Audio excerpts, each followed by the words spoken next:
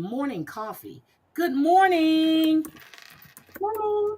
I just piggybacked on another screen and it never changed my damn title. Morning coffee. Oh my Mhm. God, I just noticed that with Heidi and Debbie. Hold on, sweetie. I'm Okay. updating this. I can't believe I did that. Okay, so we're here. Oh my God. So, Debbie, do you want to know what I did this morning? What you did? I got up around 3:30. Mm-hmm. I completely wiped everything down in the kitchen. I did laundry, and then at 6:58, I left the house and I went grocery shopping. I left the grocery store at 7:20 because I had my list, and Uh-huh. then I came home, put everything up, and I'm like, God damn, girl, you're good. And now I'm tired as shit, but I still need to go to Costco. You need Costco. Okay, can I make a recommendation for Costco? Yes. Y'all know that I usually get organic coconut water, the one in the refrigerator section, because you get all of the vitamins, nutrients, antioxidants, everything from it. But now, and I usually get Harmless Harvest or the Kirkland brand. Okay. Both of them are really, really good. And they're the best thing. They're even better at rehydrating you than water. It's so good. So But should I harm, get that when I go to Costco? yeah, yeah. I Okay. like I'm not a big like I don't like eating like fresh coconut because I'm scared that I'll choke on it because I have done that before. Mm-hmm. But I love the flavor of coconut, and coconut water is the best thing, and coconut jelly is the best thing. But anyway, I digress. Harmless Harvest is now doing a sparkling organic coconut water. And let me tell you, it is the bomb diggity. I am addicted. This is my new crack. This is awesome, y'all. If you get a chance, try it. I've seen them in individual bottles over at the Whole Foods, probably have them at Target as well. Harmless Harvest, organic, sparkling coconut water. And yes, it's supposed to be pink.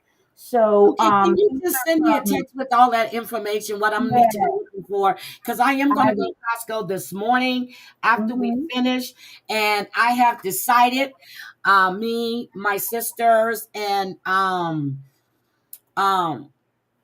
well, since my mother didn't know I was coming, my sister, my aunt was on the phone, and I will not be flying tomorrow. Oh, why is everything okay? Debbie, did you just hear about the Delta one? Oh, don't. I'm trying to ignore all like plane crashes. Look, it wasn't even a crash. And then you had another one. United Airlines had to make an emergency landing. Southwest Airlines avoided a crash coming down for the landing. I'm like, girl, I can't.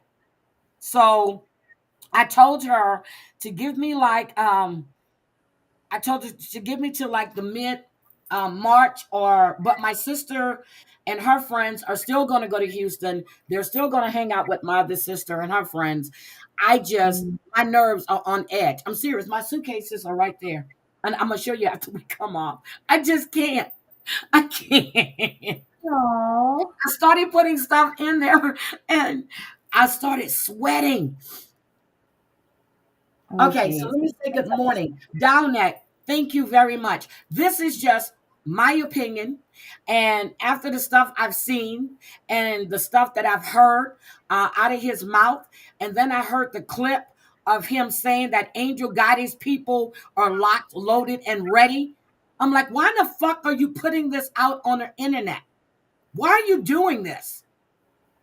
I don't play them little games. I'm not Mhm. striking nobody's channel for nobody else. If I strike, I'm striking for me, for my channel. Stop adding people into your bullshit. There's already enough stuff going on. Let me say good morning to people. Oh, good morning, Gwen, my love. Tell my baby I said hi.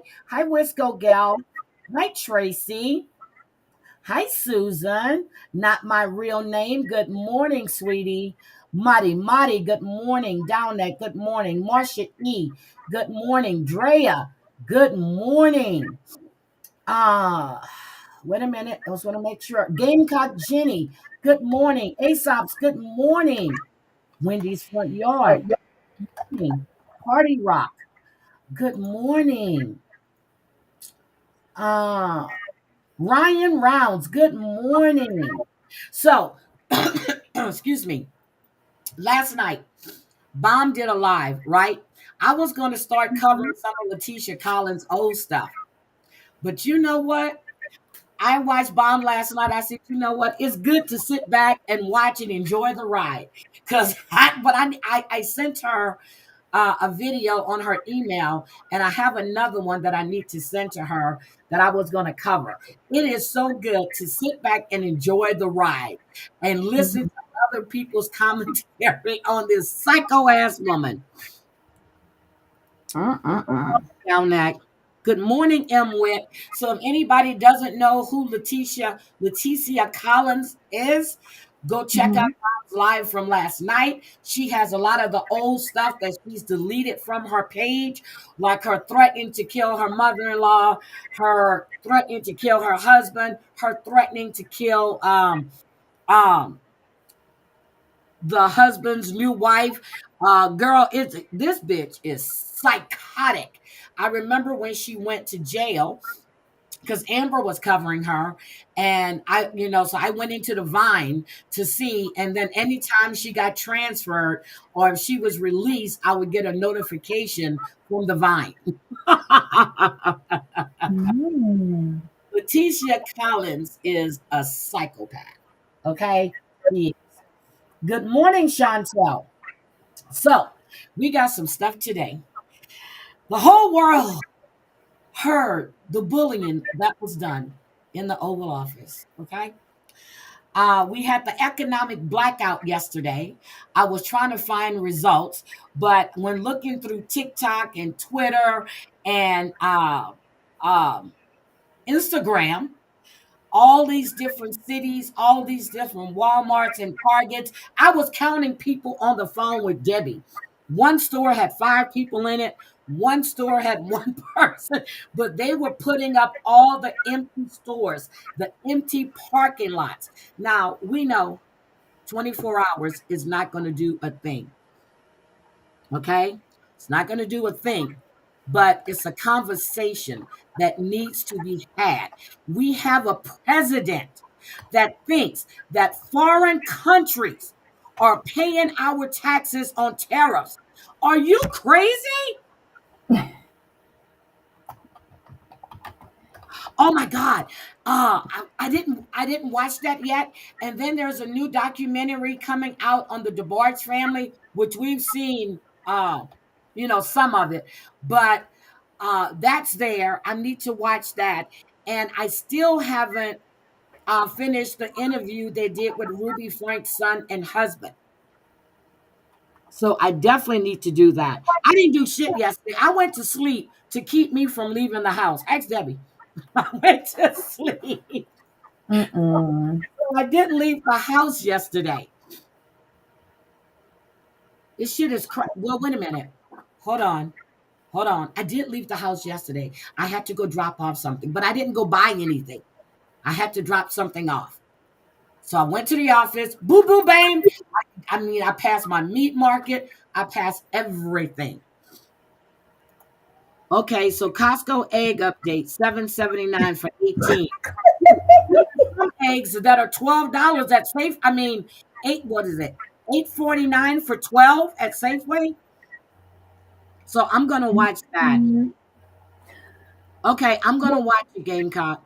I'll watch it. I will definitely watch it. What else did I get? So let's see. I didn't shop yesterday either. I window shopped. The next blackout they're calling for is Amazon. Now, I'm kind of starting to feel some type of way because I get my community coffee from Amazon. So am I paying Amazon or am I paying a retailer in Louisiana? Y'all need to help me with this. Oh, you had a huge snowstorm? Well, yesterday it was nice. This morning when I went out, I'm like, we're getting ready to get some more snow because it was frost on the ground and the ground is really slippery. Down neck, no problem, sweetie. No problem at all. No problem. I know my opinion probably wasn't well accepted, but it's my opinion. I see people for who they are. A dozen, and sometimes it takes me a little while, okay? Because you ignore the red flags, okay? You definitely ignore the red flags. My peel pack is from Daniel. Debbie, if they black out Amazon, you better not buy shit. So, Listen, as long as it doesn't fall on my subscription days, I'm good. Mind you, I'm in my shopping cart on Amazon right now. okay. I want to play a snippet of this. And I watched it, but CNN grabbed the best of it, I think. It was Hmm. accepted by me. Thank you, Downeck. Thank you so much. I appreciate it.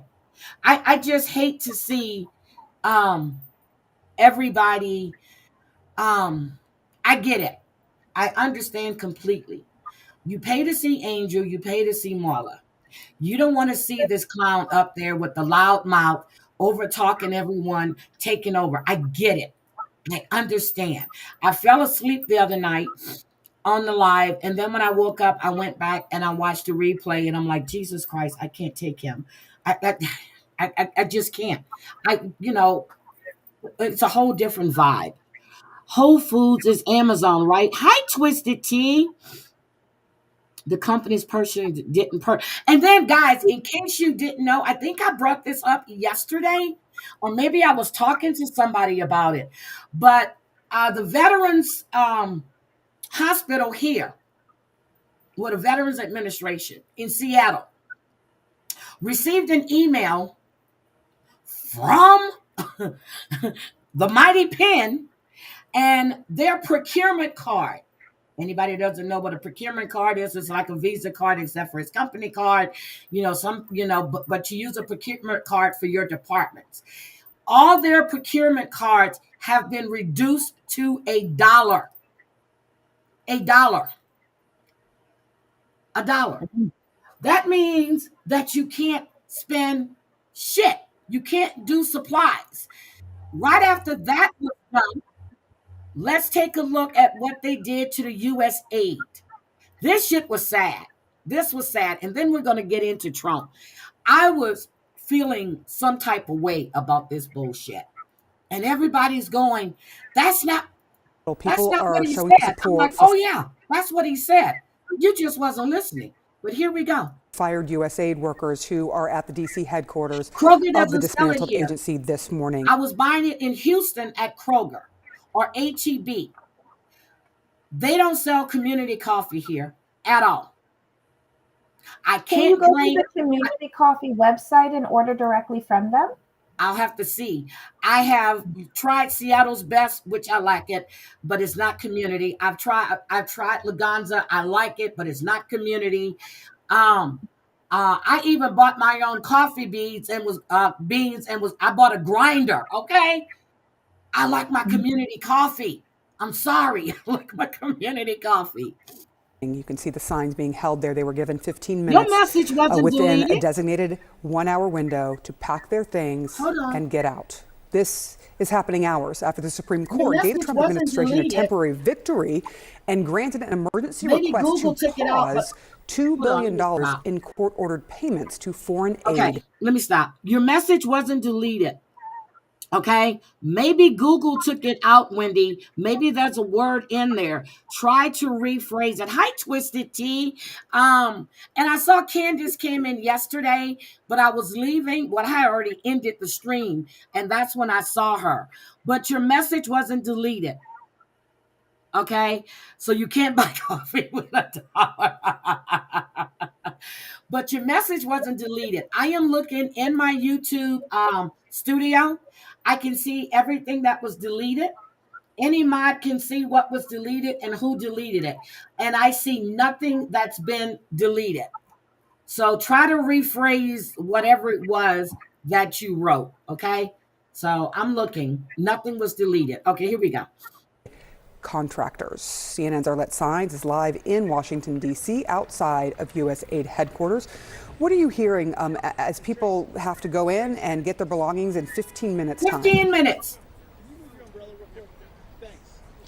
Well, Sarah, it's really been an emotional moment for many of the staffers who are coming here today to collect their belongings at USAID. We have seen several federal workers who were either fired or placed on administrative leave coming to collect their belongings. As you mentioned, they have about a 15-minute window to pick up any items from their office that they want to take home with them. And we are outside of the headquarters right now, where, as you can see behind me, dozens of people have assembled to try to offer their support for those USAID workers who are now leaving their jobs. I spoke a few minutes ago with a young woman named Julianne Alphin. She was participating in the Presidential Management Fellows here at USAID, which President Trump terminated just a few days ago. Here is how she described her experience throughout this process and as she came here to pick up her belongings today. It's been horrible. There's been little to no communication with us. We're being treated terribly. I'm worried about overseas staff coming back. I've heard there's a little to no communication with them. There's been no offboarding with us. It's just been very sudden everything. One day being locked out of the building, the next being told you're on admin leave, things like that. It's been very difficult. So what was it like coming back here today? Heartbreaking. Walking in the building and seeing all the pictures of our projects that were taken down. Work like getting children vaccines or providing food aid, things that really matter. Being treated as if they're nothing. It's really hard to see. And so that just provides one slice, one window. That provides one. Okay, here's my problem with this. An undercover reporter yesterday posted where all the food that's being donated for the homeless and all of these people that are in need of food, Debbie, was being thrown in the trash, still in boxes. Thousands and thousands and thousands of dollars of food being thrown away. Then when he went to talk to them, they closed the doors and locked them. Oh man. So I don't want to hear that shit. You have people out here starving and you're cutting aid. Stop it. Window and I'm not talking about the people that's been sitting on welfare for 20-something fucking years and their kids get on welfare. I'm not talking about those people. Not at all. How so many of these federal workers who are being impacted by these cuts at agencies and also efforts to reduce the workforce, how they have been impacted. We know that just on Sunday, about 2,000 staffers with USAID were laid off, and many more were placed on administrative leave. This has really been a very uncertain period for so many federal workers in government at a time when the Trump administration has pledged to make cuts at agencies and also trying to reduce the workforce overall. Yeah, well, a lot of emotions there. USAID, which has basically been dismantled. Arlette Sines, thank you so much. Appreciate it. Mark, we're seeing some of the immediate impacts of the ruling and John Roberts kind of putting a stay on this. What is the ultimate impact of all this besides with Donald Trump? Well, I think, first of all, USAID, I think, is gone as far as we've ever known it. Democrats have pretty much given up on trying to fight to get it back. It will end up in the courts, and it is in the courts. And we've seen even this emergency stay right now. Chief Justice John Roberts allowed the Trump folks more time based upon having to give out these contracts to USAID. I think this spells trouble because this is going to be the first step in really Donald Trump successfully dismantling the government. Now, everything that he does try to do, Sarah, is not going to be successful. But in this first step, he appears to be successful. So let me just stop this and let's just go to him with Zelensky yesterday. This to me was fucking sick. They were asking this man, why isn't he for 4 years in the United States? When you had Elon Musk in the Oval Office with cameras, microphones, and everything with a baseball cap on and a damn t-shirt. Am I crazy? And his kid wrapped around his neck. Well, the kids going to Oval Office anyway. And right, then but not during press conferences. Yep. So where was his nanny? Whoo, let's go. Here we go. America, we had a president who stood up at press conferences and talked tough about Vladimir Putin, and then Putin invaded Ukraine and destroyed a significant chunk of the country. The path to peace and the path to prosperity is maybe engaging in diplomacy. We tried the pathway of Joe Biden of thumping our chest and pretending that the President of the United States' words mattered more than the President of the United States' actions. What makes America a good country is America engaging in diplomacy. That's what President Trump is doing. Really? Can I ask you? Sure. Yeah? Yeah. Okay. So he occupied our parts, big parts of Ukraine, part of East and Crimea. So he occupied it on 2014. So during a lot of years, so I'm not speaking about just Biden, but those time was Obama, then President Obama, then President Trump, then President Biden, now the President Trump, and God bless, now President Trump will stop him. But during 2014, nobody stopped him. He just occupied and took. He killed people. You know what the contact? 2015. Who took kids, dismantled families, women were being armed and abused. Oh, Lord, let me go. 2014 and 2014. Yeah. So I was not here. Yeah, but that's exactly right. Yes, but during 2014 until 2022, the situation the same. The people have been dying on the contact line. Nobody stopped him. You know that we had conversations with him, a lot of conversation, my bilateral conversation, and we signed with him, me, like a new president. In 2019, I signed with him the deal. I signed with him, Macron and Merkel, we signed ceasefire. Ceasefire. All of them told me that he will never go. We signed him with gas contract. Yes, but after that, he broken this ceasefire. He killed our people and he didn't exchange prisoners. We signed the exchange of prisoners, but he didn't do it. What kind of diplomacy, JD, you are speaking about? What do you mean? I'm talking about the kind of diplomacy that's going to end the destruction of your country. Yes, but if you Mr. President, with respect, I think it's disrespectful for you to come into the Oval Office my and try to God. litigate this in front of the American media. Right now, you guys are going around and forcing conscripts to the front lines because you have manpower problems. That's not true. That's You the should be Russians thanking that are doing that. A conscript is a person who's in prison that's forced into the military, and that is what Russia did. But all of those people got killed, so now they're bringing over conscripts from North Korea. Get it straight. Like, this whole press conference was full of lies that are on the MAGA agenda, and I really question JD Vance's motives in this. Oh my God, this is just so ridiculous.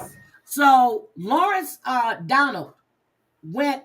Now, before this happened, he met with the French president and the British prime minister. The French prime minister. Thank you.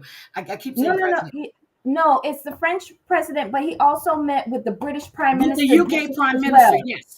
Okay. Yes. This week has been total debacle. Yeah. So before all of this bullshit happened, he got embarrassed earlier. He carries on the same rhetoric. He never answers a question.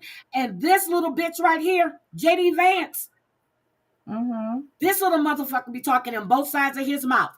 And if you pay attention to the bullshit he says, and I'm going to agree with Party Rock, he's a scary man. Scary. And if something happens to Trump and this mofo takes over, it's going to be worse. Let's go. But listen, this is how MAGA has become so successful. They go out there and they say lies, and no one challenges it. No one fact checks it. And even when they do, they keep on repeating the lie until it becomes a truth to those people who don't do due diligence and are just lazy. So it becomes the truth the more times you repeat it. Yep. And Zelensky did say that. He said he will not wear a suit until the war is over. I forgot the guy that's standing in a corner, the tall white guy with the white hair. Why aren't you wearing a suit? Why aren't you wearing a suit? And I'm sitting there going, But why don't you was just he shut a the fuck up? reporter? Was he a reporter? Because No. it seemed like he was in the reporter gaggle. I don't think he's a reporter. He's not. I don't Because he know. started off asking a question, and his follow-up was, why aren't you wearing a suit? You're disrespecting the Oval Office. But if you know why he's not wearing a suit, because he said it, why are you asking? Castro's sitting there like he wanted to melt in the fucking sofa, but this is what you signed up for. But this is how MAGA operates. They attack everything, but don't realize that they're being hypocrites. Yep. Okay, so let's go. Let me finish this. To bring it into this conflict. Have you ever been to Ukraine that you say what problems we have? I have been to. Count one. I've actually watched and seen the stories, and I know that what happens is you bring them on a propaganda tour, Mr. President. Do you disagree that you've had problems? Yep, he's never been there. I've watched. Shut up, Ryan. The reporter asking about the suit is Marjorie Taylor Greene's boyfriend. Shut up. Oh my God. That old tall white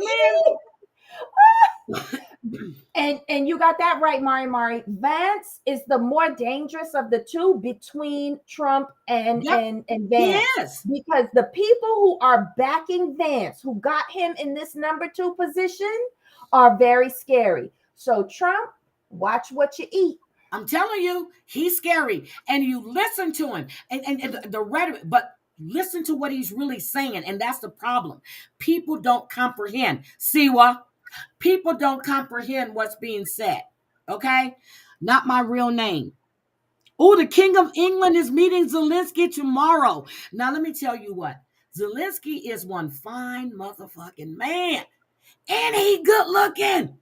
I was watching him come down them steps on that plane. I was like, Jesus Christ. And then the walk he had. I said, him and Obama should be really good friends. But anyway, let's get Have y'all realized that Heidi got a thing for short men? I do. I'm telling you, big things come in small packages, girl. Trust me, I can attest to it. Okay, so Candace, go get your coffee. I thank you for listening, sweetie. Let's go. Bringing people into your military? And do you think that it's respectful to come to the Oval Office of the United States of America and attack the administration that is trying to prevent the destruction of your country? Bullshit. A lot of questions. Let's start from the beginning. First of all, during the war, everybody has problems. Even you, but you have nice ocean and don't feel now, but you will feel it in the future. God bless. You don't know that. God bless. God bless. You will not have a war. Don't tell us what we're going to feel. Oh my God. We're trying to solve a problem. Don't tell us what we're going to feel. I'm not telling you. Because you're in no position to dictate that. Remember this. You're in no position to dictate what we're going to feel. We're going to feel very good. You will feel influence. We're going to feel very good and very strong. You will feel influence. You're right now not in a very good position. You've allowed yourself to be in a very bad position that he's supposed to be right about. From the very beginning of the war. You're not in a good position. You don't have the cards right now. Oh my God. With us, you start having cards. Right now, you don't. You're playing cards. You're playing cards. You're gambling with the lives of millions of people. You're gambling with World War III. You're gambling with World War III. And what you're doing is very disrespectful to the country, this country. That's back to you. Far more than a lot of people said they should have. Have you said thank you once? This entire meeting? No, in this entire meeting, have you said thank you? Yes, he did. He said thank you. Every single time he says thank you, you piece of shit. Oh, wait, hold on. I'm sorry. No. Because I have what's her name? The 11 o'clock hour on MSNBC, Stephanie Rule. She has something on IG showing all the times that all the time he said thank you. Oh my! Wait a minute. FedEx cargo plane just made an emergency landing at Newark Airport. Jesus fucking Christ. Okay, let's do this. You went to Pennsylvania and campaigned for the opposition in October. Offer some words of appreciation. Guys, I did not set a goal, but if you feel compelled to, please donate to the channel, or you can send a cash app. I'd appreciate it. Or you can just hit the like button and let us know that you appreciate what we're doing. Thank you. All right. For the United States of America and the president who's trying to save your country. Please. You think that if you will speak very loudly about the war, you He's can... not speaking loudly. He's not speaking loudly. Your country is in big trouble. Wait a minute. No, you've done a lot of talking. Your country is in big trouble. I know. You're not winning. You're not winning this. You have a damn good chance of coming out okay because of us. Oh my God. We're staying in our country, staying strong from the very beginning of the war. We've been alone, and we are thankful. I said thanks you haven't in been this alone. cabinet, You and haven't not been only alone. in this cabinet. We gave you, They're not letting the man stupid speak. president, $350 billion. No, it wasn't. It was 119 billion.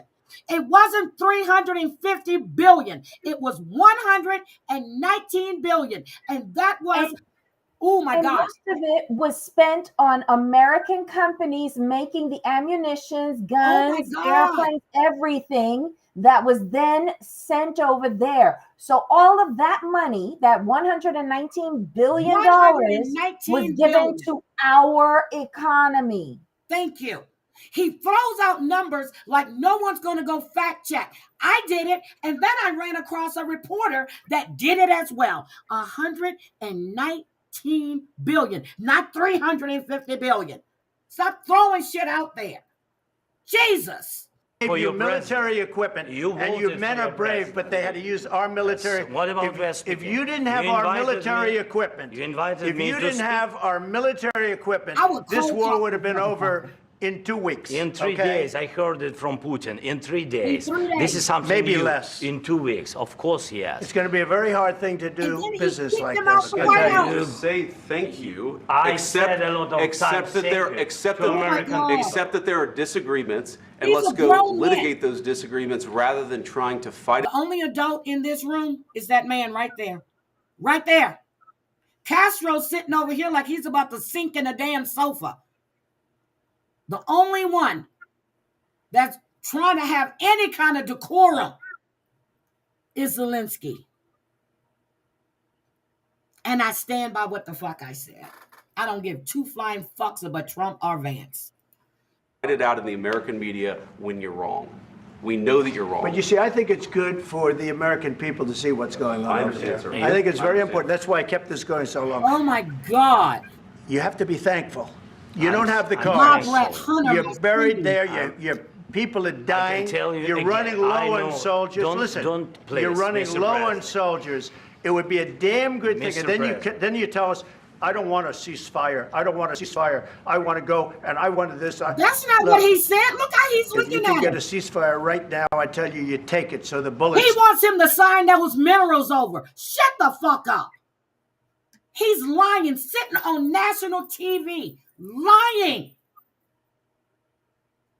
If you people don't go and look for yourselves and start listening to what this piece of is saying, I know he's the president, but he's pissing me off. Right. Stop flying and your men stop getting killed. Of course we want. You need to listen to what he's saying. Yep. Keep your eyes and ears wide open, but don't take it at face value. Don't take it at face value. Thank you, Twisted Tea. Thank you. I need to set a goal. I just haven't had time. Okay, here we go. I want to stop the war, but you're saying you don't want a ceasefire. I said to you, I want a ceasefire. With guarantees. Because you'll get a ceasefire faster than an agreement. Ask our people about ceasefire, what they think. Germany. That wasn't with me. For you that wasn't with me. That was with a guy named Biden who was not a smart person. Oh my God. That was with Obama. It was your president. Excuse me. That was with Obama, who gave you sheets, and I gave you javelins. Yes. I gave you the javelins to take out all those tanks. Obama gave you sheets. Oh my God. In fact, the statement is Obama gave sheets and Trump gave javelins. You got to be more thankful. Because let me tell you, you don't have the cards. With us, you have the cards. But without... A month and a half ago. Oh my God. Biden gave the javelins. Like, what the fuck Thank are you talking He's about? sitting there lying. And then on top of that, he gets so engrossed in the nonsense that he's spewing out of his mouth. He even brings President Bush into this. Yes! Who had nothing to do with any of this. This man has no respect bringing in Obama because that was a mistake that Obama made. But in essence, if Obama had escalated in 2024 and 2014 and 15, it would have escalated and taken the war into Europe, and Europe was not ready for that. Exactly. Oh my God. You know what? I'm getting chills all over again just listening to this shit. Because what I did, this was 48 minutes, but they got the best parts. And this is right before he kicks him out. But wait, this is critical what happened here, because this meeting alone severed the oldest world order in all of our lifetimes. The post-World War II world order is now gone. 80 years. Europe is going to take over as the leader of the free world. Yeah. Think about it. Yesterday was sad. Seriously, this was the second meeting. He's had 2 meetings before when he embarrassed the fuck out of us. Oh my God. Let's finish. You don't have any cards. Caitlin, I do want to, because there were a lot of things that were just not true. Thank you. Aside from just the tone and tenor and the monumental, historic, not in a good way, historic event that we just saw in the Oval Office. Caitlin, it really did seem to devolve when the vice president said to Zelensky, we just want diplomacy. And what Zelensky was trying to do was say, we had that. We had a deal with Russia. We had an agreement, the Minsk agreement, with him. and Russia didn't abide by it. So I want some guarantees that won't happen again. And then it devolved in a way that is really, really remarkable. The screaming. I mean, you have been with Donald Trump a lot. We have seen and heard about Trump getting upset and losing his temper. I think this is probably the first time we have seen it like this on camera. We all should say, Caitlin, that yes, ma'am.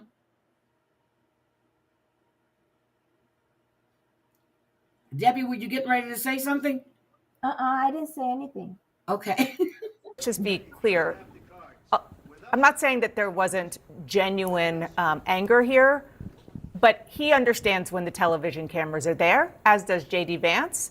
And we can't lose sight of the performance aspect of this. It was incredibly genuine, though. I mean, J.D. Vance said that this shouldn't be litigated in front of the press. Trump said, actually, no, it should be. I'm glad that this is happening. And, you know, the way that this built, just to give context of the 40 minutes that happened before what you just watched, the most remarkable part of this interaction was there were moments where President Zelensky would do what we saw the other European leaders do this week, where they step in to correct either on aid to Ukraine or to talk about Putin and the fact that he can't be trusted. At one point, Zelensky called him a killer and saying that there should be no compromises with him. And the U.S. officials were sitting there just kind of listening to this. And it was at that point, though, where Vice President Vance stepped in.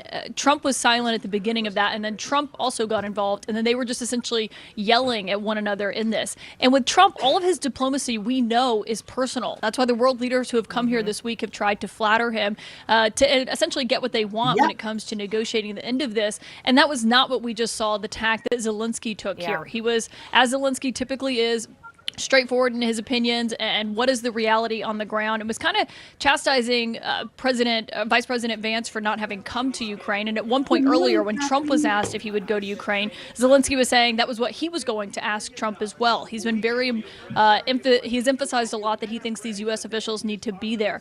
But to give you a sense of how this negotiation is going, right now they are meeting behind closed doors.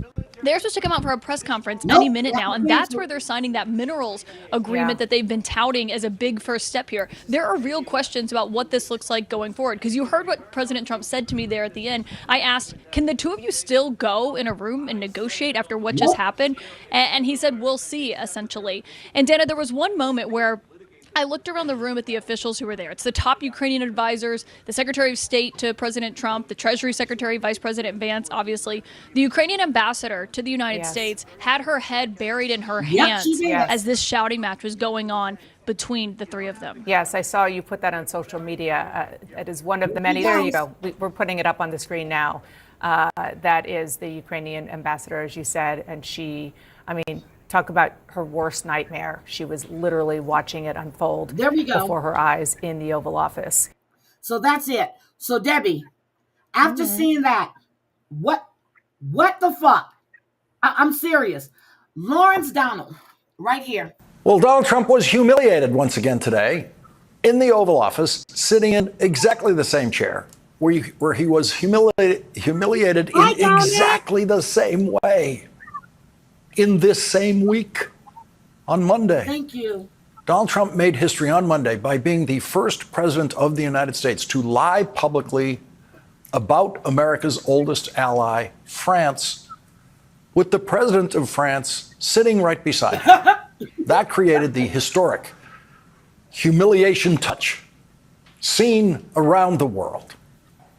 President Emmanuel Macron of France actually reached across to put his hand on Donald Trump to stop Donald Trump from lying about France. Donald Trump said that Europe contributed less aid to Ukraine than the United States did. That's a lie. Europe has contributed more than the United States has. And Donald Trump once again told the lie that American aid to Ukraine was a donation, that European aid to Ukraine was a loan, and Ukraine was required to pay back France and all the other European countries that have aided Ukraine. And that was a lie that President Macron could not abide. And that is when President Macron interrupted Donald Trump, had to interrupt him and stop him from continuing to tell that lie. Because Donald Trump is not now, and never has been, educable. 3 days later. He's uneducated, in other words, okay? He's uneducated. He can't be this stupid, or no one can give him information, because in his head, this is the way it is. So, okay. He lacks the ability to learn, basically.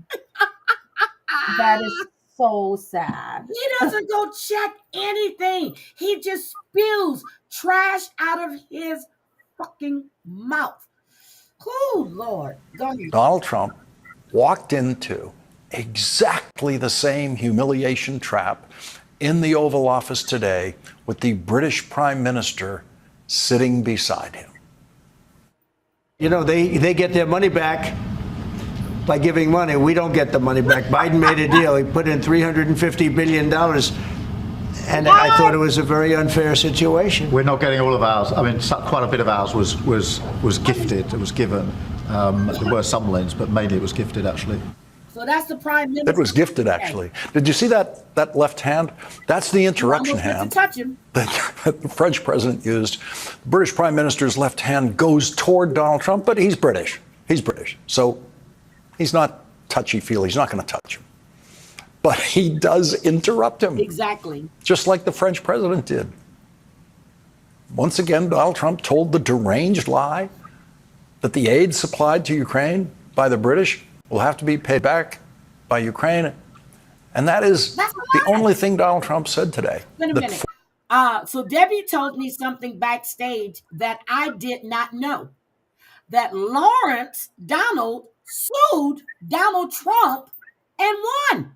No. Donald Trump sued Lawrence O'Donnell. Lawrence O'Donnell. Yes. And O'Donnell won. Thinking that he could get him shut down, and Lawrence O'Donnell won. Thank you. That's the way it went. Oh, Lord.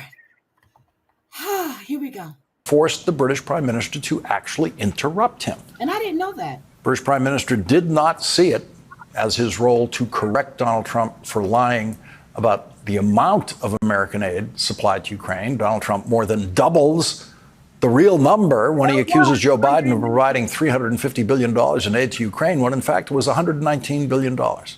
It's the kind of Trump lie that everyone has grown accustomed to, especially the White House press corps.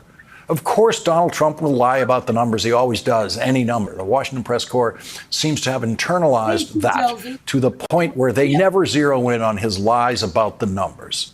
If any other president said $350 billion when the true number is $119 billion, every Washington reporter would instantly zoom in on that. But Trump lying is now fully built in to the press expectations of anything Donald Trump says publicly. Imagine a reporter asking, "Why are you lying about it, sir? Why do you keep lying about it, sir?" That actually happened in those exact words during the first Trump presidency, when White House reporter Andrew Feinberg got so fed up with Trump lies that that's what he ended up asking. Why are you lying? A lone voice emerging from the White House press corps then, coming out of the clamor, saying, "Why are you lying about it, sir? Why do you keep lying about it, sir?" And of course, Donald Trump didn't answer him.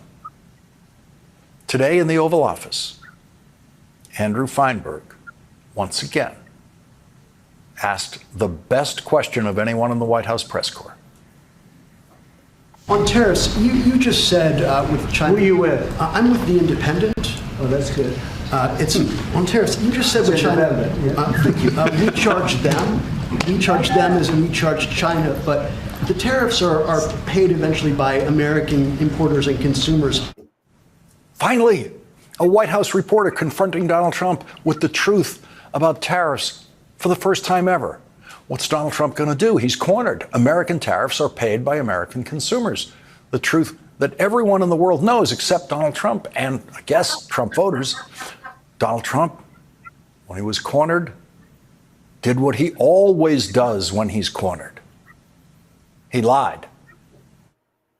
The tariffs are paid eventually by American importers and consumers.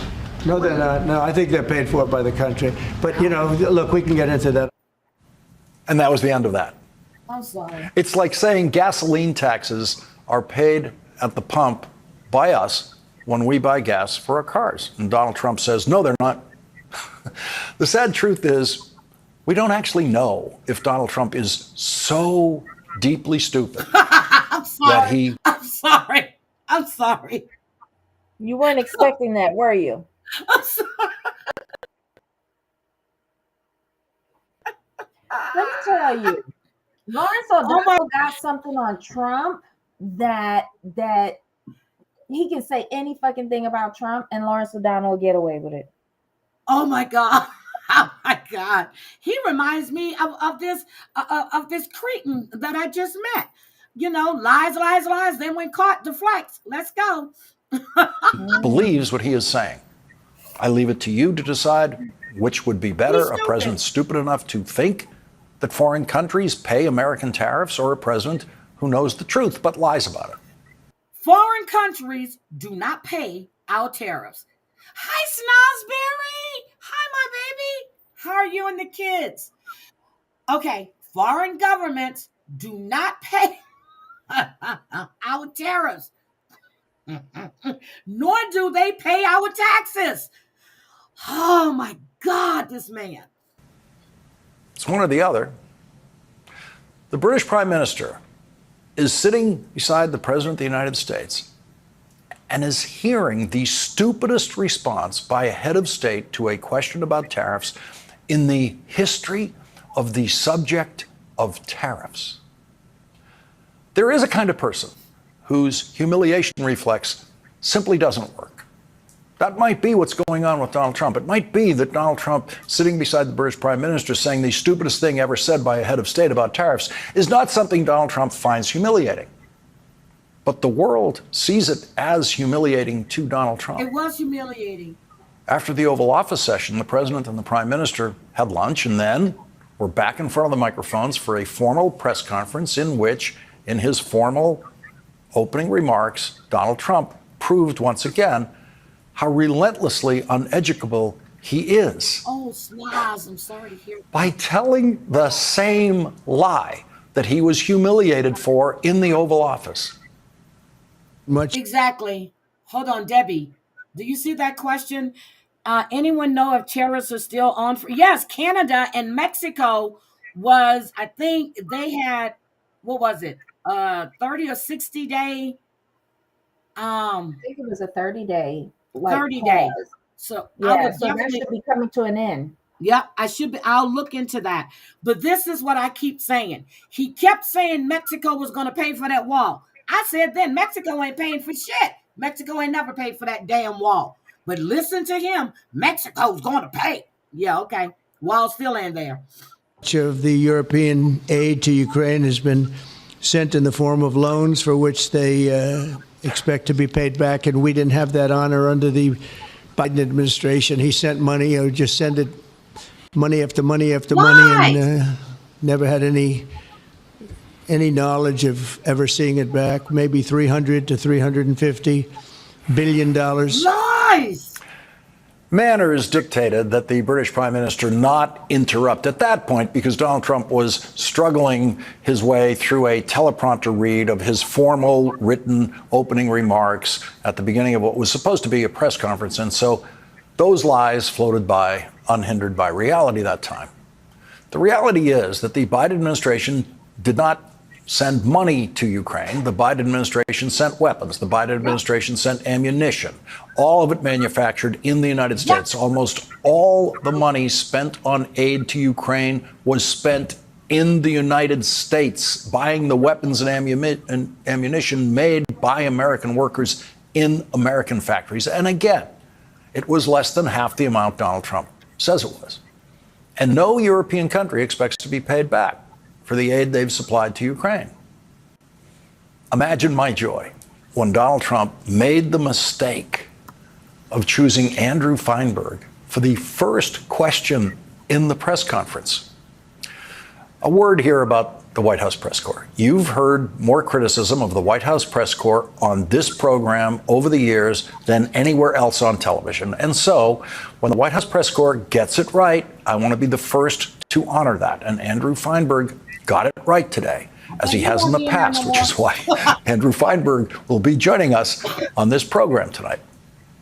When Donald Trump made the mistake of calling on Andrew Feinberg for the first question of the press conference, he heard the best questions asked by a White House reporter this year.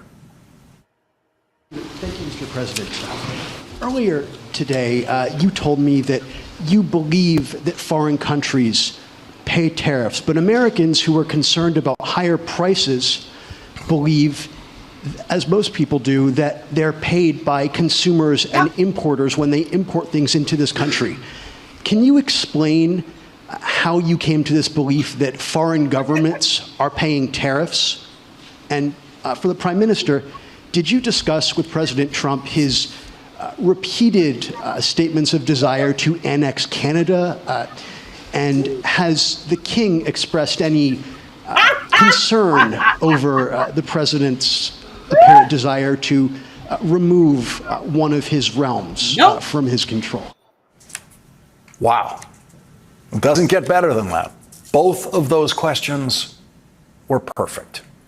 And yes, sadly, Canada is part of the realm of the King of England, who unfortunately still appears on Canadian currency. So once again, Donald Trump was cornered. Can you explain how you came to this belief that foreign governments are paying tariffs? That is a perfectly phrased question. And Donald Trump had to be the first of the two to answer that two-part question. So I'll go ahead. The first part, the tariffs are necessary because we've been treated very unfairly by many, many countries, including our friends, friend and foe. Donald Trump went on to speak 150 words. Never answered. Without ever answering the question, how do you come to this belief that foreign governments are paying tariffs?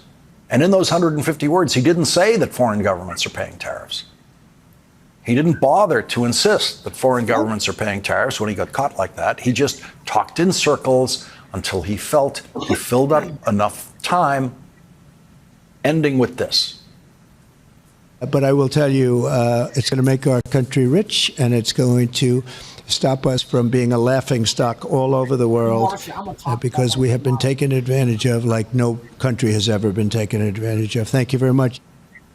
Donald Trump is a laughingstock all over the world for claiming that tariffs he imposes are paid by foreign countries instead of American consumers. If Donald Trump puts a tariff of 50% on a Samsung TV coming into this country, then you will pay 50% more for that TV. Tariffs are sales taxes. That's all they are. Thank you, sweetie. And the buyer pays the sales tax.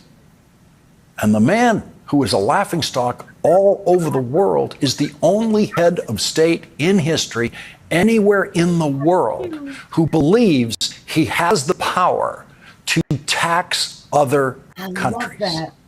Because Andrew Feinberg's question about Canada to the British Prime Minister was, did you discuss with President Trump his repeated statements of his desire to annex Canada? The British Prime Minister had an easy out for that question. You mentioned Canada. I think you're trying to find a divide between us that doesn't exist. We're the closest of nations, and we had very good discussions today, but we didn't discuss Canada. He said, did you hear it? Yeah, so the laughingstock didn't discuss Canada with the British Prime Minister. Wait a minute. The laughingstock president who wants... Did anybody hear him tell that man? Yep, he said that's enough. How are you talking to a fellow prime minister, like supposed to be our closest ally? Yeah, that's enough. That's enough. I was like, no, this bitch didn't say that's enough. Yes, he did. He said that's enough. But I missed the part where he called him stupid. I really did. I guess I was listening to something else or reading something, but I missed that part. But he told that grown-ass man, that's enough. You're talking to a prime minister.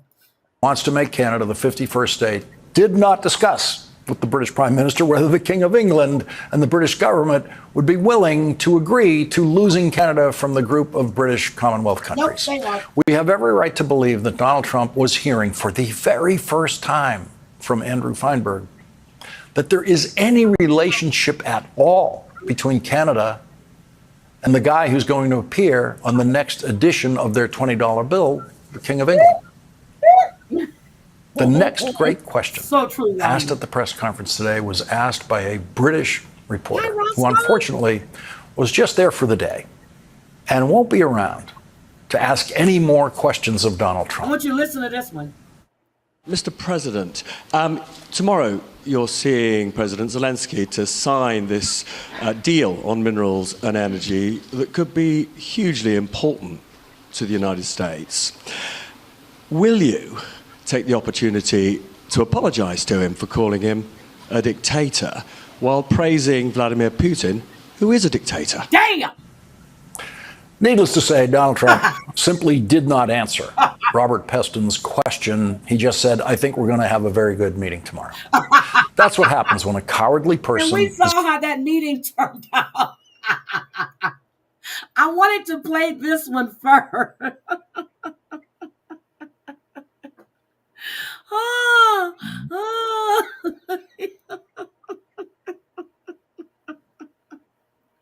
I'm sorry. They were going to have a really good meeting. Yes, they did. Is confronted with the truth. Donald Trump all but melted in reaction to the dictator question. Are you going to apologize for calling him a dictator while praising Vladimir Putin, who is a dictator? Donald Trump delivered the functional equivalent of speechlessness, because Donald Trump proves in moments like that he does not have the courage of his convictions, because he has no convictions except the 34 convictions he earned in a Manhattan courtroom last year. Debbie! The only convictions he has are the 34 he received in a Manhattan courtroom. Yep, preach. Damn. Trump doesn't believe anything. Donald Trump doesn't even believe Donald Trump. When Donald Trump calls President Zelensky a dictator, he knows he's lying, and he does not believe it. And so when he's called on it, as perfectly as a British reporter did today, Donald Trump's got nothing. The bluster is gone. We can only hope that the notes the other members of the White House press corps took today in that press conference included performance notes on how Andrew Feinberg does it and how the British reporter Robert Peston does it.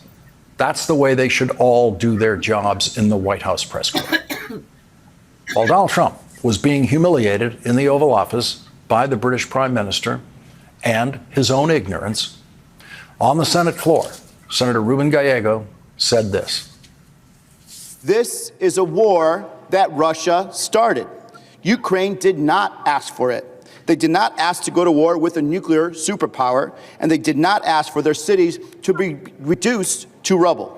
They didn't ask for their children to be displaced and families to be torn apart. If Ukraine had its way, this war would have ended years ago.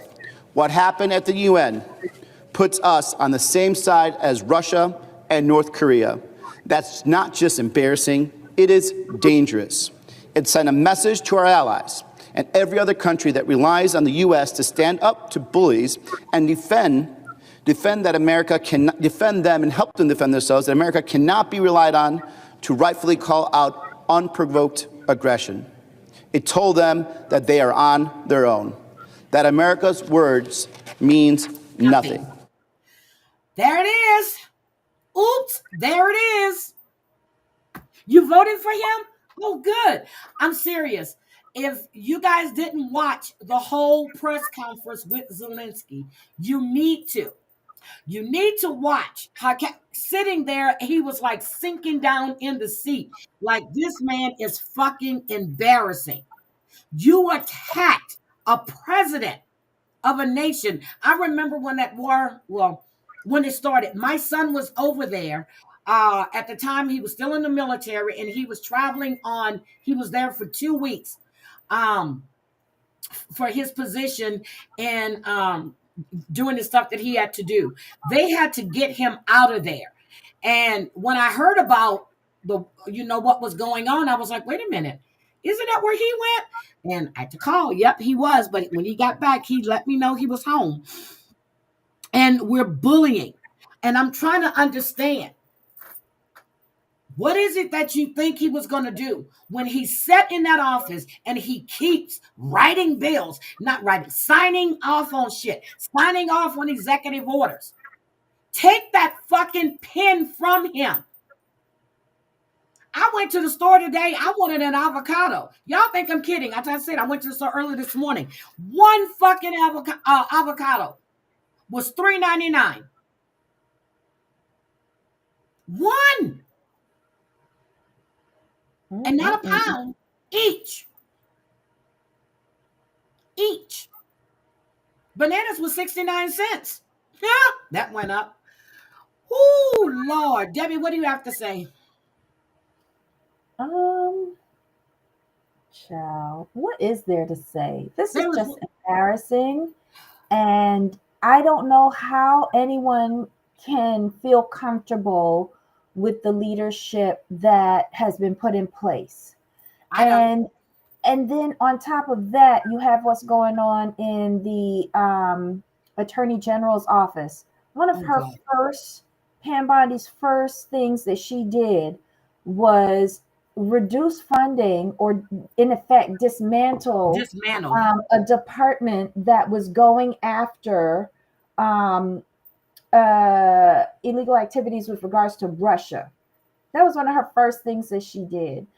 And then the second thing also had to do with when we try to get the when we go to the court to get the wiretaps regarding foreign entities and stuff like that, Manafort went to jail for that. Yep. That was the second thing that she dismantled. She's like, no, we're not going back to court to do any of this. Nope. What are y'all allowing? Like, everything that they are doing is making us less secure day by day by day. I understand that we need to cut the budget some. But what they're doing and not assessing everything, you have the Doge with Elon. Sit the fuck down. But we can cut the budget. We can cut the budget or realign how the budget is going. But that should be done in Congress, not by firing all of our federal employees. So does he not know that when he fires all of these federal employees, one, how is the government going to run? And two, your unemployment rate is going to go up. It's going to send the economy into a tailspin. That's why the markets are so up and down. They're not advising him correctly. And if they are, he's not listening. They're only telling him what he wants to hear. But he's listening to someone who grew up in apartheid. Oh, that's right, Musk. That's right. He is listening to someone who we did not vote for. Nope, South Africa said they don't want him back. Shit. Well, that's great. But unfortunately, that's where he was born, and he should be deported back. I understand you can go and make budget cuts, but all of these budget cuts, people, is in an effort to find money to fund a tax cut for the wealthiest people in this world to contribute less to this society, and ergo, the rest of us pay more. And brace yourself, people. Yep. And do we realize that if we go by his citizenship rule, that means that his son Barron isn't a United States citizen because his wife didn't become one till after he was born? Do we want to go that way? It's not for us to realize that. It's for him to realize that. But then again, he has set the precedent and said that the rules and the law don't apply to him. He is king. So there you go. Okay. I had to play that because I was talking to Debbie about it yesterday. And then I went back and I was looking at, good morning, Susie. Good morning. I kept listening and I was looking at MSNBC. I was looking at C-SPAN. I was looking at CNN. I wanted to see if I was the crazy one that felt that what happened in the Oval Office was just fucked up and ridiculous. And when you see Zelensky leaving that White House, the look on his face, and then he still said, thank you. He still said, thank you. Heidi, look at IG. Okay. He still said, thank you. He did. And they were saying he didn't. He said, thank you. And hold on. I thought I took a picture of it. But then we had the statement from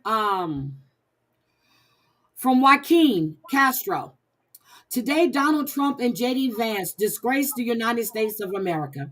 They did so not in the usual manner as mendacious candidates on the stump, but as highest representatives of the government in the most official American setting, the Oval Office. The world is turning against us because of President Trump. My district in San Antonio is home to a large Ukrainian American community, including women and children who have fled after their homes were destroyed by Russia. The Ukrainian people have fought bravely against Russia's brutal and unprovoked invasions, and they rightly earned the support of much of the free world. President Trump's behavior in the Oval Office today was a humiliating display of deference to Russia, which has massacred, raped, and tortured Ukrainian civilians and kidnapped Ukrainian children. Vladimir Putin's investment in Donald Trump are clearly paying off for Moscow. I was like, damn. We're the laughing stock. Yeah, we are. We are. Oh, I didn't see that tweet, Ryan, but I heard about it. I heard about that tweet. I heard about it. And I'm sitting there going, it's the same way that when they fired all these nuclear people. And then they realized, oh, I fucked up. But the sad thing about the FAA terminations, right? Oh, yeah, Gwen, I saw and him asking for retired people to come back. This shows that Elon doesn't even realize that there's a mandatory retirement age due to the high stress nature of the job. Yep. Like, what the fuck are you doing? They don't care. No, they do care. They care about themselves because everything that they're doing is very self-serving. When are the people who we've elected into office going to wake up and realize that they are self-imploding our entire structure? When are they going to wake up? We'll see. But hold on. Let me show you what Gwen just sent me. I saw this one, and there's another one out there too, Gwen. And that shit was funny when he hit him on top of his head. Okay. So this is what they're saying that that he should have did to Trump.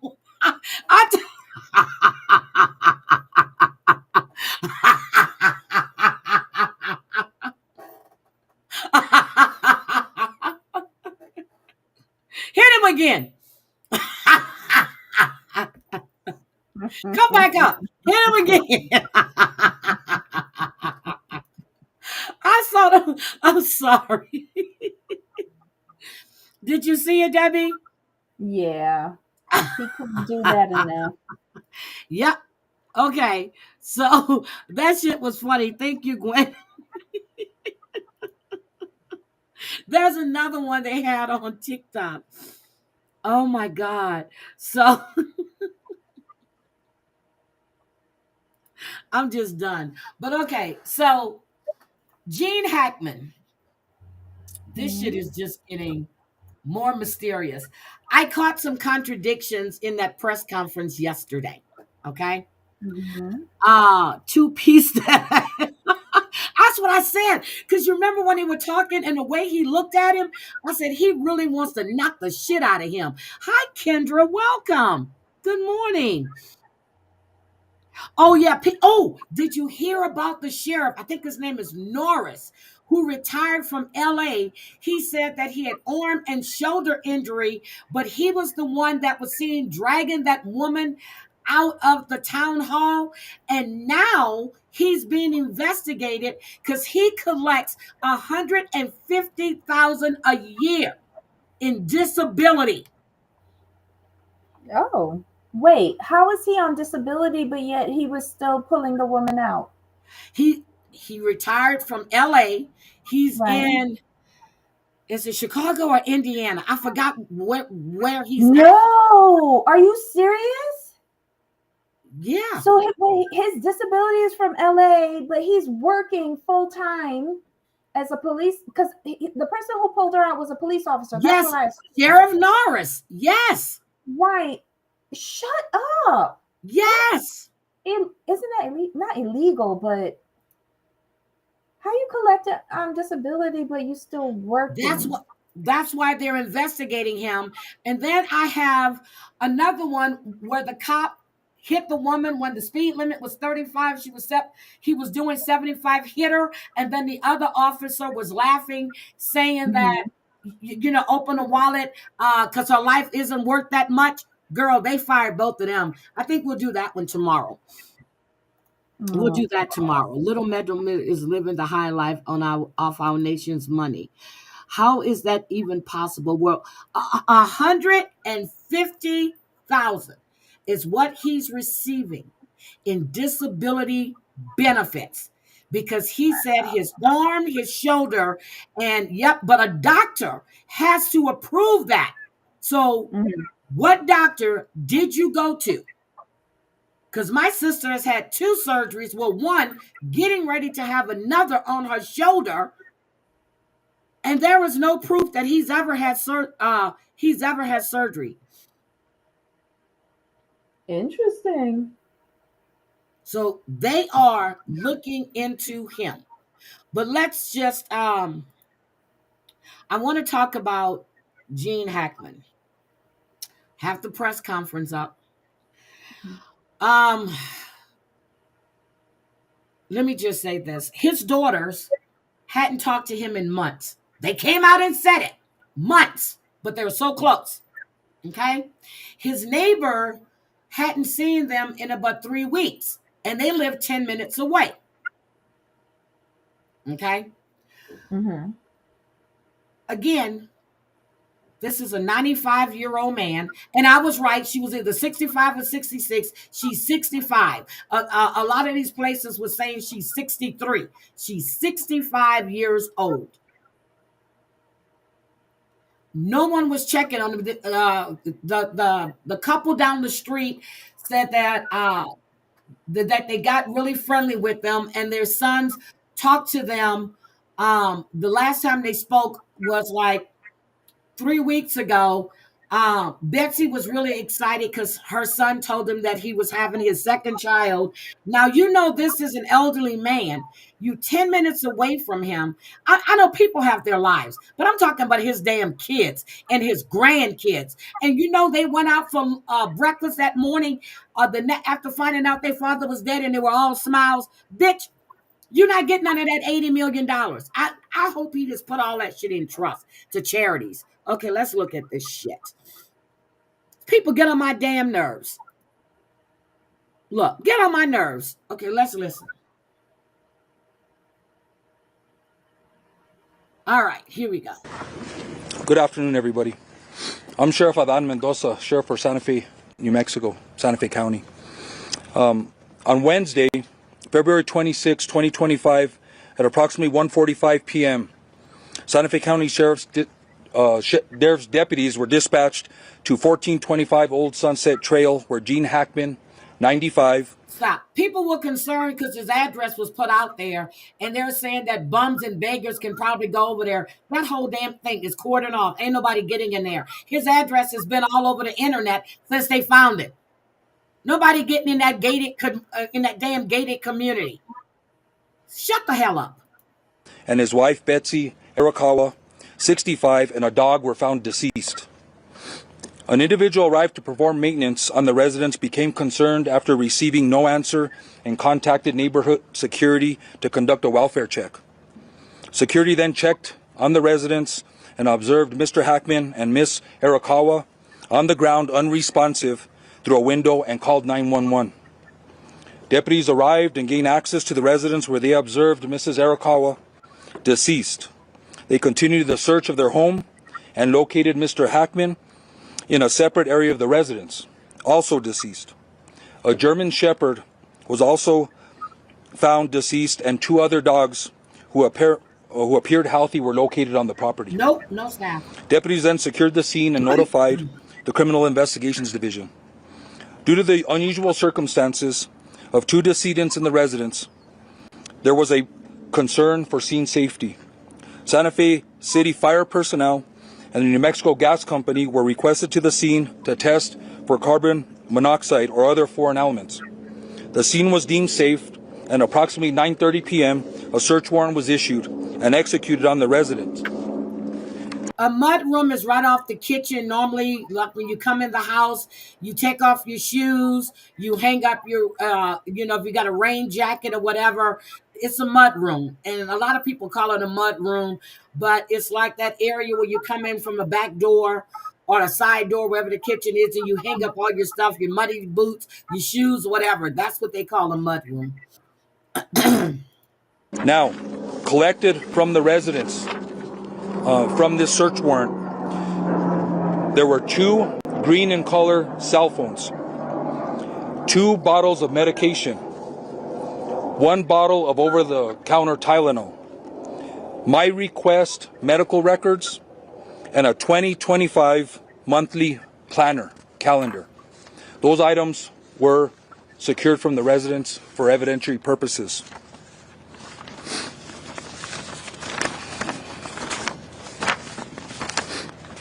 The Santa Fe Animal Control Division worked with family to ensure the safety of the 2 surviving dogs.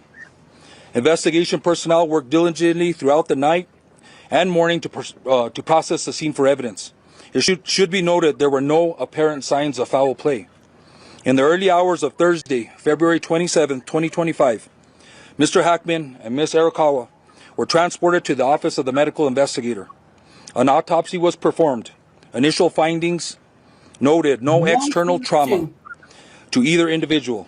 The manner and cause of death has not been determined. The official results of the autopsy and toxicology reports are pending. Just today, I spoke to Dr. Jarrell, the pathologist from the New Mexico Office of the Medical Investigator. This was at 2:00 p.m. today. She advised that there were several tests that were submitted to be expedited. She revealed to me the following information. Both individuals tested negative for carbon monoxide. Get it? No carbon monoxide. No, no, no. They first said it was carbon monoxide poisoning. They quickly rolled that back. No carbon monoxide poisoning. I will check out Red Zilla. I promise you I will.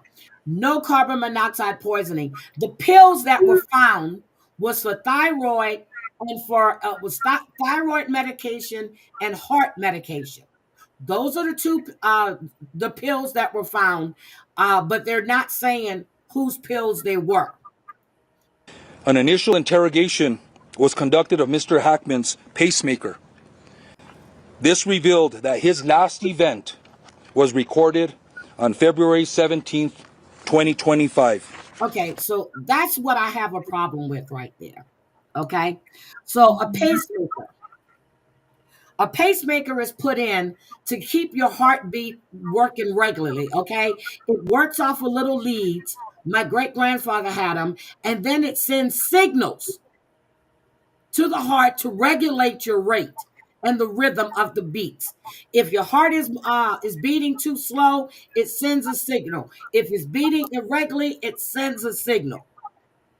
So what he's saying is that Jean, the last thing was 217. So Jean Hackman was dead on the 17th. On the 17th. What is that, 10, 11 days before they found them? Mm-hmm. Yep, on the 17th. I was advised that a more thorough investigation will be completed. That'll conclude my statement. I will take a few questions. But he didn't tell us anything. Just so everybody knows, this is an active investigation still.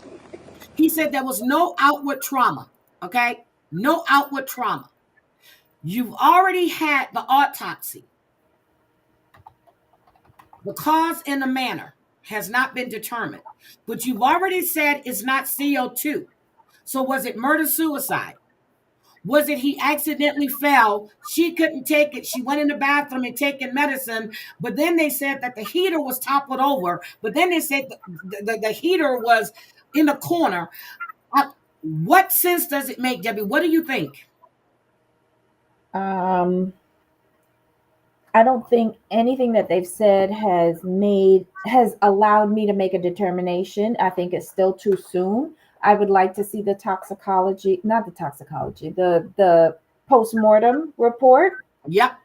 And any associated toxicologies now that because I only just heard about the pills that they found in the residence, her prescription or somebody's prescriptions, pills.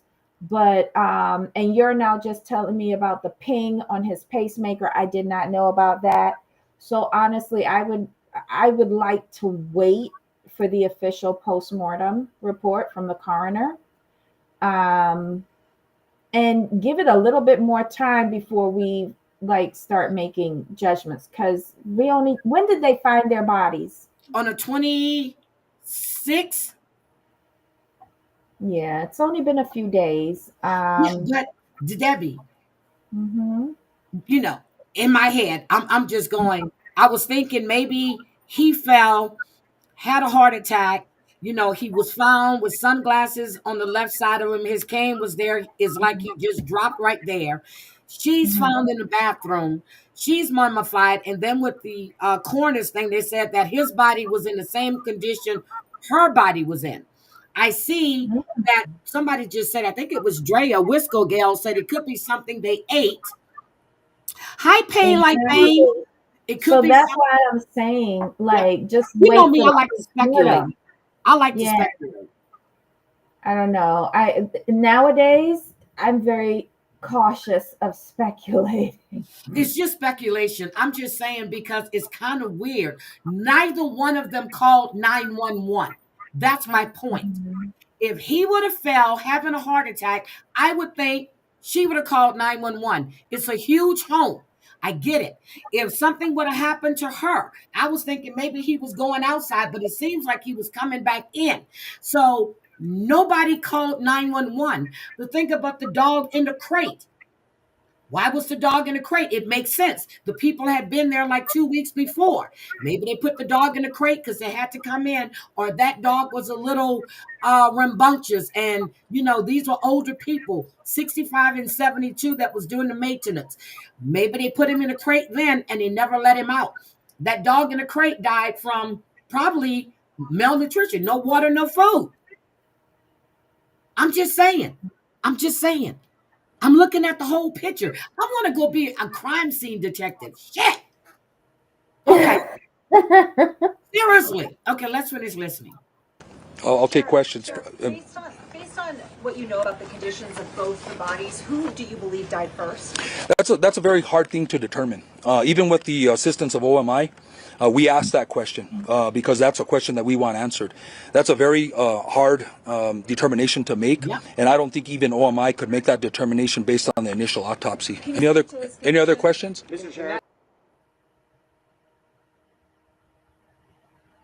Scheduled for either member of the couple for the coming weeks? Again, that'll be part of our investigation. We will look and try to gain access to the cell phones.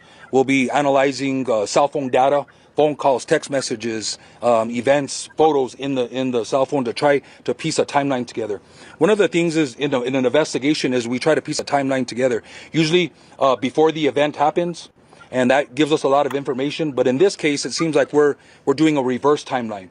We're doing a timeline from the time of death and the autopsy and the results, and we're going to start working our way backwards. We're going to do both, and then hopefully make a determination what may have happened to both the individuals. Sasha. When you were saying the last event on the pacemaker was February 17th, would that kind of give you a sign that's probably the day that he died, so they've been dead for about 10 days?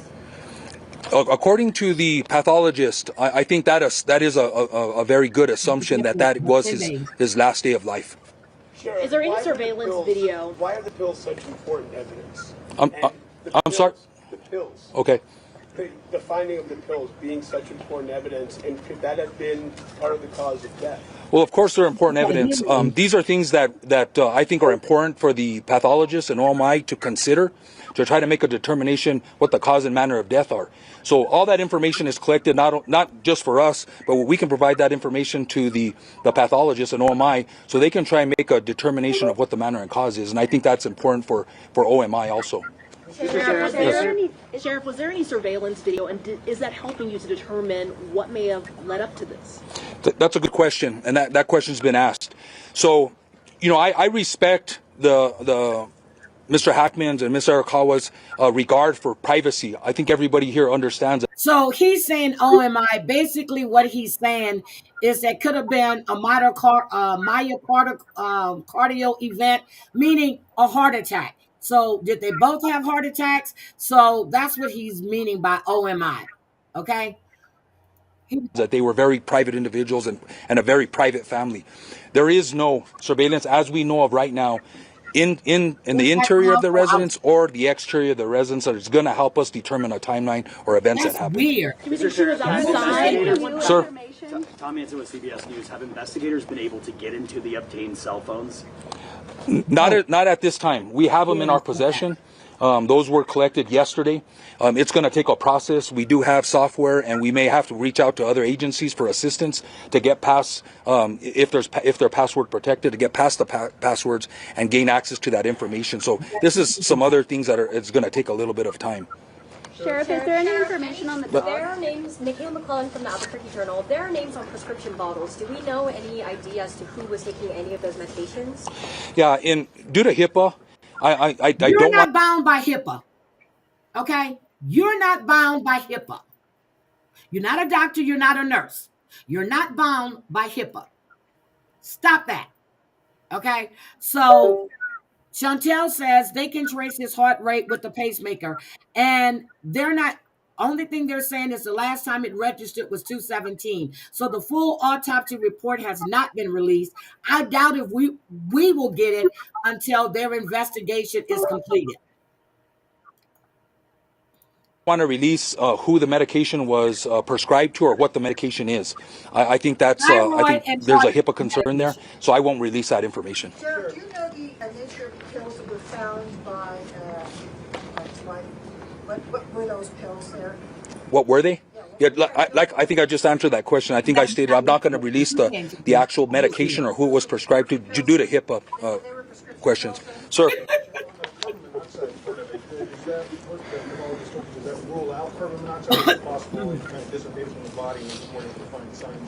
You know, I think that's a question for the pathologist. It's with that information, I'm assuming that at the time of death that they were negative for carbon monoxide, which means to me that that is possibly ruled out. That's another conversation. You just said there was no carbon monoxide. See, he did a press conference and he never said shit. Nothing that we didn't already know. He didn't say anything. It's still under investigation. But he shouldn't have did the damn press conference. Yeah, but people want to know. So you come out there and you say nothing. The same thing we knew. When they first said it, the caller, the 911 call, I'm going to play it. It says that the house was locked up. But the police says the door was ajar. Then they said a doggy door. A doggy door and a door is two different things. There is something they're not telling us, and it's pissing me off. Stop coming up here and giving me no answers and just steady saying shit that's not making any sense. That's my whole thing. They're saying shit that's not making any sense just to be in front of the goddamn camera. Okay? Sorry. Sorry. Hold on. I think this is the one that has the 911 call. Hold on. Well, New Mexico police say the deaths of Jean Hackman and his wife now appear suspicious enough to warrant a full investigation. The 911 caller says they found the couple's one deceased person inside the house. Are they breathing? I have no idea. I'm not inside the house. It's closed. It's locked. I can't go in. But I see them. She's laying down on a floor from the window. Are they moving at all? No, dude. They're not moving. Just send somebody out here really quick. We want to go now to CBS. So he said the house was locked up. He couldn't get in. The sheriff said the door was ajar. And these questions the 911 operator asks drive me nuts. He's saying they're laying on the floor. They're not moving. Is she breathing? How the fuck would I know? I can't get in the house. Well, that's true too, Wendy. So again, the shit is driving me nuts. But I want to show you this video right here. This is Rachel, thank you. Continuing our team coverage, investigative reporter Terry Parker has been digging into this story since it broke last week. And Terry, tonight you have new video and beat her senseless. You're going to hear what the CEO had to say about his employee that was beaten senseless, and you're going to see this woman's face. So, trigger warning, I got to put that up. New information about the defendant, Stephen Scantlebury. Yes, I was able to confirm this morning that Stephen Eric Scantlebury was convicted on assault charges against the grandfather of his then baby son, hitting him in the face. This happening in 2018 in Canada. I first reported this Tuesday, but at the time it was unclear if it was the same Eric Scantlebury. Now we know it was. And I've just got this exclusive new video of Scantlebury trying to jump into a car in the middle of Southern Boulevard after police say he beat the 67-year-old nurse almost to death and escaped. Let's watch. This is exclusive new video of Stephen Eric Scantlebury in the middle of Southern Boulevard after running out of Palms West Hospital last Tuesday. The driver who took it tells me Scantlebury opened his door and told him, "Help me, please, they're trying to kill me." He came up to my door and he opened the door and he said, he had blood all over his hand. They're trying to kill me. They're trying to kill me.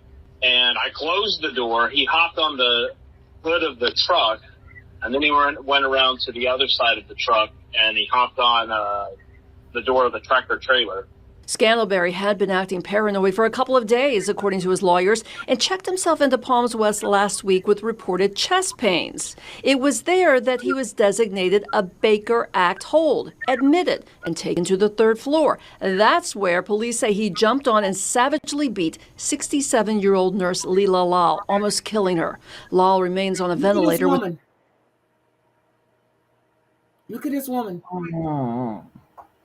She might not ever be able to use her eyes again, is what they're saying. Numerous severe injuries. And this is not the first time Scantlebury has faced charges for a violent attack. I've confirmed through Canadian authorities that in 2017, Scantlebury punched the grandfather of his young son in the face and then tried to slam the trunk of his car on the man's head. He spent 30 days in jail.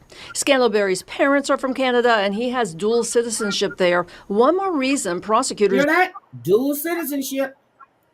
Don't want him released. The judge agreeing not only could he flee, but he is a, quote, potential piece of dynamite that could explode any time.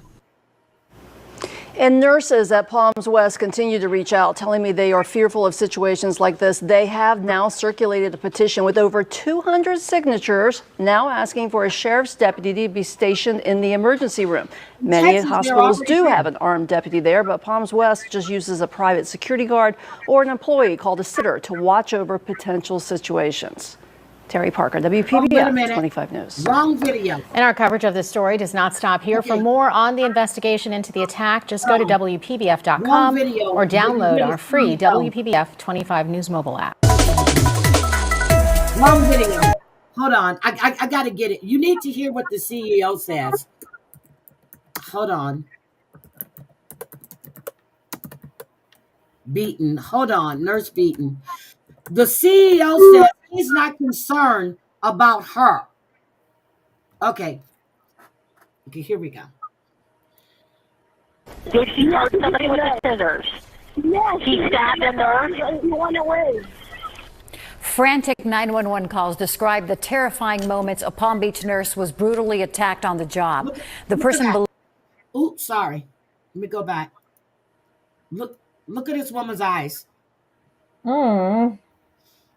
Trigger warning. The person believed to be the attacker, a Baker Act patient. We want to warn you, the story you're about to see may be difficult to watch. Sheriff's Office 911. Beat a staff member unconscious, running around the building. Oh my God. Urgent 911 calls. It's absolute chaos. Detailing frantic moments. Okay, where is the injured nurse? The nurse is in the floor. The nurse is on the floor. Is she breathing? Yes. I'm on the third floor. There's some guy in here that's nuts. I still feel like it's unreal. I can't believe this is actually happening. And as Cindy Joseph and Chris Lyle sit in their attorney's office trying to hold it together, it's hard to believe those 911 calls are talking about their mother. It's just pretty much unimaginable to me that this actually happened while she was at work, somewhere she's worked for over 20 years taking care of patients. I'm still in shock and disbelief. Last week, investigators say a Palms West nurse identified by her family as 67-year-old Layla Malal was, quote, inexplicably attacked by a 33-year-old Baker-acted patient. They say it's Stephen Scantlebury. The affidavit said essentially every bone in the victim's face was broken and that she was likely to lose the use of both eyes. A 911 call also reveals the suspect may have used scissors to attack her. Scissors? Yes. Did he hit somebody with the scissors? Did he hurt somebody with the scissors? Yes. He stabbed a nurse? He went away. Okay, does he still have the scissors, yes or no? Yes. What was going through her head? The pain she felt, the confusion, the trauma she's going to have for this for the rest of her life. These are photos the family shared of Malal after the attack, showing her eyes swollen shut and bruises throughout her face and collarbone. She had bleeding in the brain, subdural bleeding and subarachnoid bleeding. She was unconscious, intubated, not responding. The first night was pretty crazy.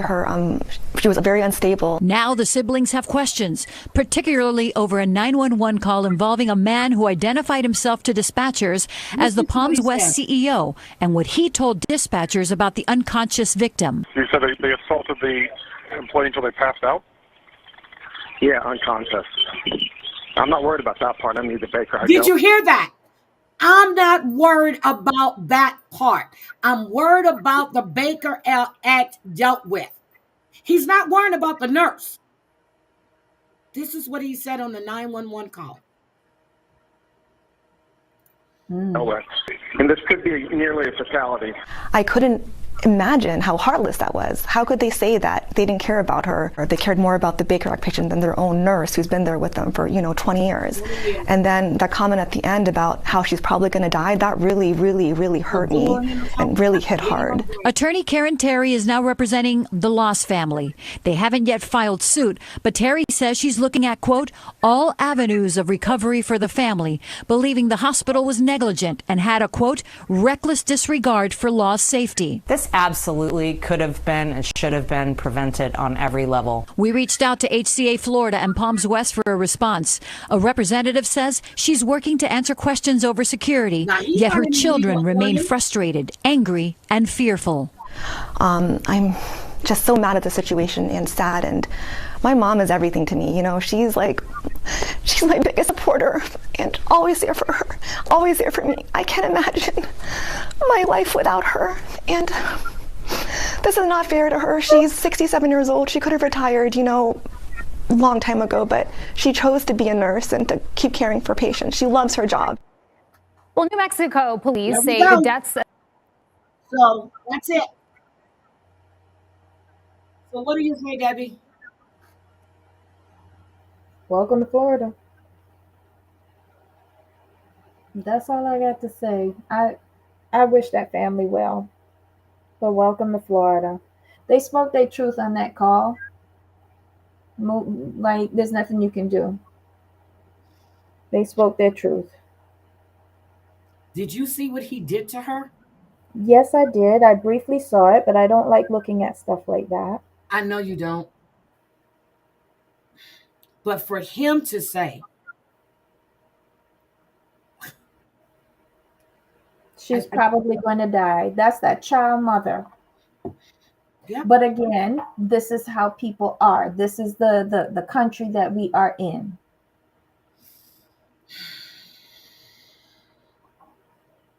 This is sad. Now, the one about the cop that was laughing. And you know what? Fuck it. I'm going to do that one right now, and then I'm going to go. And then tomorrow we're going to do the reality shit. I want you to hear this fucked up cop, okay? That's what I want you to hear, about him laughing about a young girl's life. And it took them damn near a year to fire them. He said her life wasn't worth it. That's what he said. Hold on. And this is in, was it San Francisco? Hold on. Is this the one where he's laughing? Hold on. Let me make sure I have the right one, because I have two of them open. Hold on. I have two of them. I want to hear. These are public officials. Oh, here it is. Hold on. Got it. I want you to hear this cop. After this 20-something-year-old girl was hit by one of his patrol officers, okay? And he's speaking to the union fucking president. Knowing your calls are recorded. I'm not going to show the video because it shows the video when she got hit. I'm not going to show that one. I have two videos. Okay? Here we go. I want you to listen carefully on what he says. Just write a check. Just $11,000. She was 26 anyway. She had limited value. Did you hear that? Write a check for $11,000. She was 26. She had limited value. This is what they said about a Hispanic woman when a cop was speeding. Speed limit was 35. He was clocking 72. But then they said they couldn't really tell how fast he was going. Like you don't know what he's doing. He was flying down the fucking street. That infamous body camera video led to one Seattle police officer's firing, and now the city has let a second officer go for a crash that hit and killed a student in a crosswalk. I have the story and how the student's family is suing. Welcome to Crime Fix. I'm Anjanette Levy. You heard those really, really terrible comments made by Officer Daniel Otterer. They were captured by his body camera, and they sparked international outrage over the death of Janavi Kandula. Otterer made the comments, but he wasn't the officer who hit and killed Kandula. That was Officer Kevin Dave, and Dave has now been fired. Seattle's interim police chief, Sue Rahr, made the decision after receiving a report from the Office of Police Accountability, or OPA, that found that Dave violated several Seattle Police Department policies, including that officers shall modify their emergency response when appropriate. Officers are responsible for the safe operation of their police vehicle. Officers use emergency lights for emergency response, and employees must adhere to laws, city policy, and department policy. Rahr told staff in an email announcing Dave's firing, the officer did not intend to hurt anyone that night and that he was trying to get to a possible overdose victim as quickly as possible. However, I cannot accept the tragic consequences of his dangerous driving. His positive intent does not mitigate the poor decision that caused the loss of a human life and brought discredit to the Seattle Police Department. In January 2023, Officer Kevin Dave hit and killed Janavi Kandula when Dave was driving to an overdose call. Kandula was an international exchange student studying at Northeastern University. The speedometer showed that Dave was driving about 63 miles per hour as Kandula crossed the street. Officer Daniel Otterer, the vice president of the Seattle Police Officers Guild, was assigned to investigate whether or not Dave was impaired at the time of the collision. After a 4-minute examination, Officer Otterer gets on the phone with the union's president, Mike Solon, to discuss his findings, and that discussion is recorded on his body camera. I'm sure TCIS is. And oh, he was good. He says, well, normally we don't give voluntary statements. And I said, hey, you're going to have to decide if you wanted to give a statement or not, but it does not seem like there's a criminal investigation going on. Otherwise, there would be other... What's that? Yeah. Otherwise, there might be other people arriving, correct? Yeah, I mean, he's going 50. That's not out of control. That's not reckless for a train driver. He wasn't doing 50. Yeah, lights and sirens. But according to the OPA's investigation, Officer Dave did not activate his sirens until approximately 1 second before hitting Janavi Kandula. Regardless if you're a train driver or not, flying down the road at nearly 70 miles per hour in a construction zone with just one hand on the wheel seems kind of reckless. Kandula made it through 2/3 of the crosswalk. It was a 19-foot section of it before seeing the patrol lights. Initially, he said she was in a crosswalk.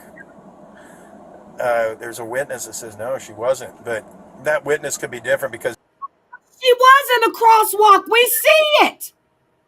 I don't think she was thrown 40 feet either. I want you to listen. I think she went up on the hood, hit the windshield, then when he hit the brakes, flew off the car.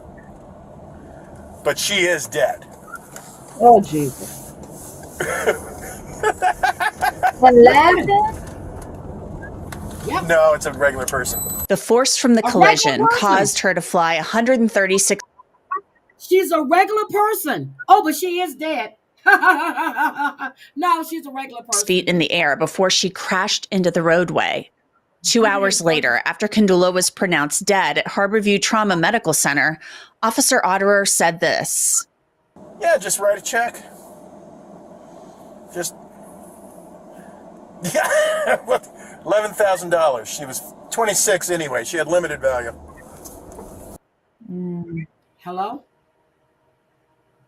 Hello? Well, did we hear that? She was 26. Just write a check, $11,000. She was 26. She had limited value. An exchange student. It doesn't matter who the fuck she was. This is what he said to his union president.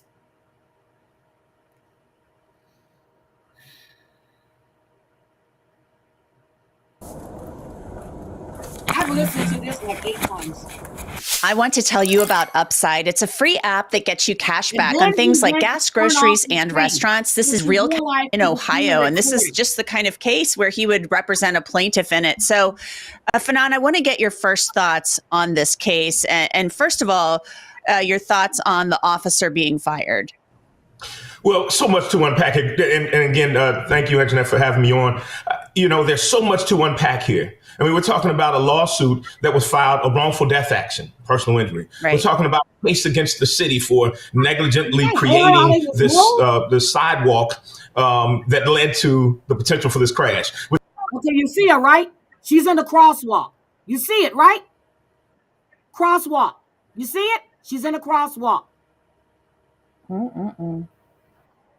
Talking about an unemployment issue, or rather an employment lawsuit, because the officer who got fired sued, saying he was being targeted, even though he did some stuff that every single person who heard it gasps and says how outrageous and extreme was that comment in response to this situation. So the officer who actually was driving the vehicle, who tragically struck and killed this young lady, was terminated.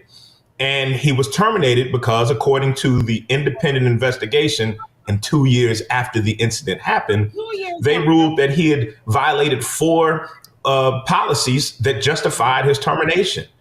I think it was appropriate. A little disappointed as a plaintiff's attorney and as a retired judge and prosecutor that it took 2 years of someone's life being lost for them to decide that this action justified some type of action against this officer. But ultimately, the right result, I think, according to the policy violations, absolutely. Thank you, Mr. Yeah, it did seem to take a long time. And the other officer, Daniel Otterer, he had already been fired for some remarks that he made on the body camera footage, which are just unbelievable. But back to now the civil lawsuit that has been filed by the family. They're going to pay through their fucking nose because of what he said. And with that union president on that call, that's who he was speaking to. I can't wait to see this lawsuit finish. Of the victim in this case. They make a number of allegations, and it's surprising to me if all of the things they say are true, that this guy worked in Tucson, he didn't have a valid Washington driver's license, which is unbelievable, and that he had all of these issues as a police officer in Tucson. Yep. It's stunning to me that he was even hired in Seattle. But they do it all the time. That's right. If, as they allege, and I have to believe that they did due diligence before making such allegations, and they have support for those allegations. If it's as they allege, that is pretty unbelievable that this officer, who also was terminated or was disciplined for a prior car crash while he was with that other police department some years ago, that he was hired by this police department. And as you said, that he was operating a police vehicle, a city-issued service vehicle without a valid driver's license when this incident happened. And he wasn't an officer on his first day when this happened with this police department. But, these cases are very difficult, and they're very difficult for a lot of reasons. Every state that I'm aware of, including where we are, has a requirement or has what's called immunity for officers who are on something called an emergency run. Normally, it means that they are responding to an emergency situation. And that can be a pretty expansive definition. It could be they're responding to a call for, a shooting, or it can be that they got a call about a car accident and they were rushing to that car accident. Pretty expansive. But if they are running their lights and their siren, normally they are immune from liability for injury or death that occurs as a result of that emergency run. Now, there are some things that take it outside of that, and that's where we as lawyers look for taking it outside of that statute. But here, apparently, they have the same exact immunities in their statute as most other states do. I would think that this lawsuit, the facts are pretty straightforward here. This guy was going to an overdose call. Her family claims, Janavi Kandula's family claims that The person who apparently overdosed was up and standing up and outside the house. I mean, this wasn't like an overdose where somebody was laying on the ground inside and things like that. I mean, he's going really fast, 74 miles per hour, 63 when he hits her in this kind of construction area. I mean, the fact. I just wanted you guys to see that. I dropped the link in the chat so you can go and watch the video from his dash cam in his car, and you will see the speeds that he was traveling. When he hit her, he was at 63. He was flying down this road. You can watch the construction, you can see it all for yourselves.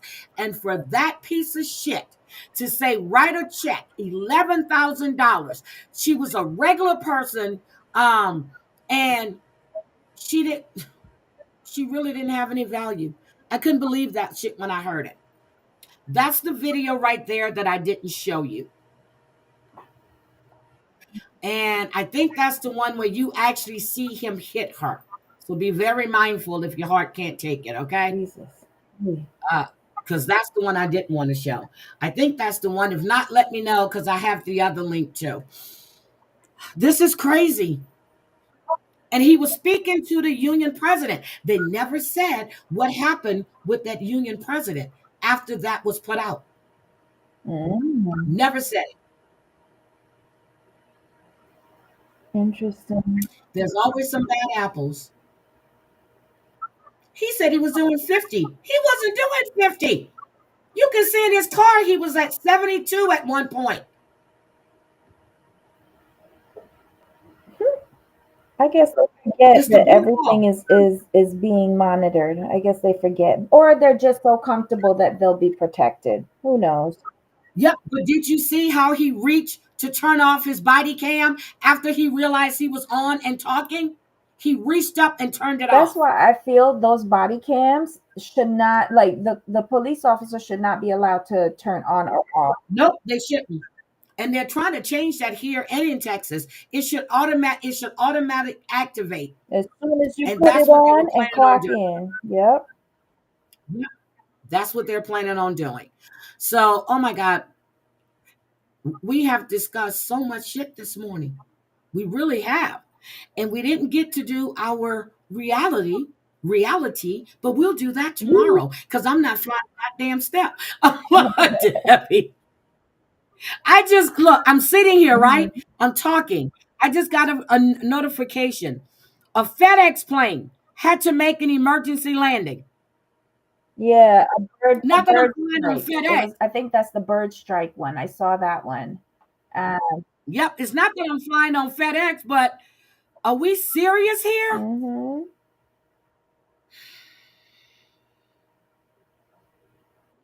I can't. So again,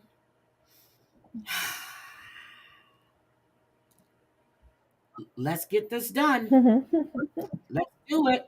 I'm going to look into the community website to see, can I get my coffee shipped to me? You can get a subscription from communitycoffee.com.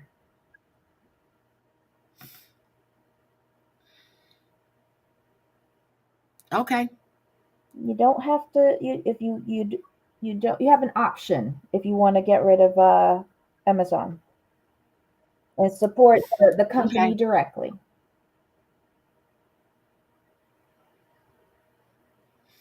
Okay.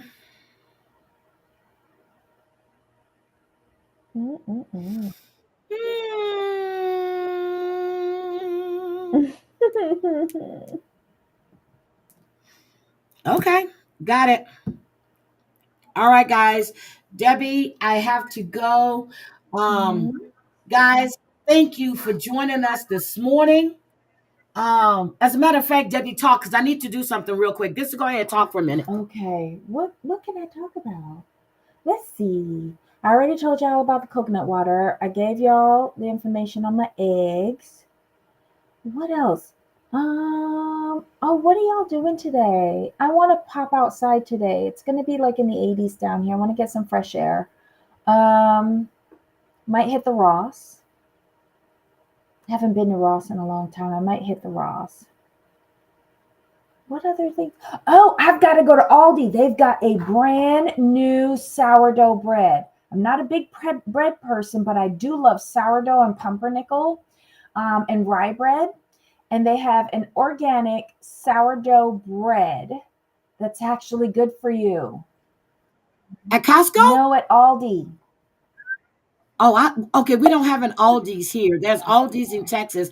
I have not seen an Aldi here in Spokane at all. Damn. I have gotta not. get one. It's pretty good. Okay, so what do we look? I want to make sure I catch everybody. Adnan threw out Tiger's vapes. There was a lot. Ooh, okay. Yes, and yeah, so I have some stuff on Diddy that I'm gonna be updating. So I am on vacation this week. As you know, I was gonna be on vacation, but I'm not going a damn step. Debbie, and I told my sister, I said, if it wasn't for the fact that we still have snow going through the mountains and all that other stuff, I can drive. I wouldn't be going. I can drive it. It'll take me 16 hours, 16 and a half, 17 hours. And I would sleep. I would check in and sleep, then get up early in the morning and get back on the road. But I have to go through Idaho. I have to go. I hit a little bit of Denver and then New Mexico. And I think I'm trying to remember. Yeah. But the snow and all that other shit. And when you see these little roads, if you guys saw the video that I put up when I was coming, it says they have to run off and stuff for the shoulder. But oh my God, did you see? Oh my God, hold on. Did you see that explosion in that tunnel? I have it. Did you see the explosion in the tunnel? Did anybody see that? No. Where did it take place? I think Wyoming. Hold on. Explosion in the tunnel. Oh, I have it. I'll probably show it tomorrow if I can't find it right quick. I've been meaning to show you guys this shit. I've been meaning to show you this for a week now. It's coming from the dash cam of one of the trucks, and you can hear the people in the tunnel screaming. Oh no, I don't know. Yeah, I'm not going to show that right now. Shit. I'm going to have to find it. It's about the tunnel. Okay, I'm back. It's like 2 weeks ago.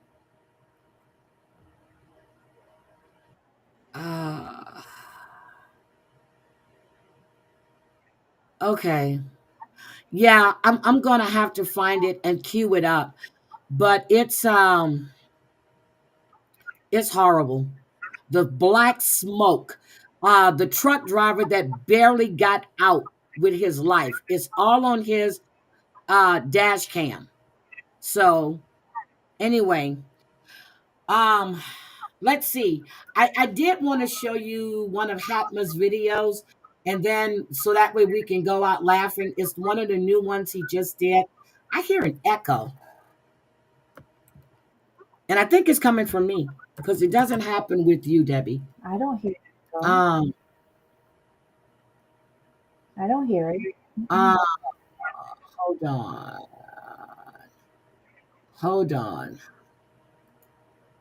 Hold on. Let me show you this funny video real quick. God damn it. He just uploaded it because it hit my thing. Okay, 2 days ago. Okay, here we go. Hold on. Okay, this is the one that I was talking about that was so funny. And he did a duet with it. I think it's funny as shit. We got the fair use going. Okay, here we go.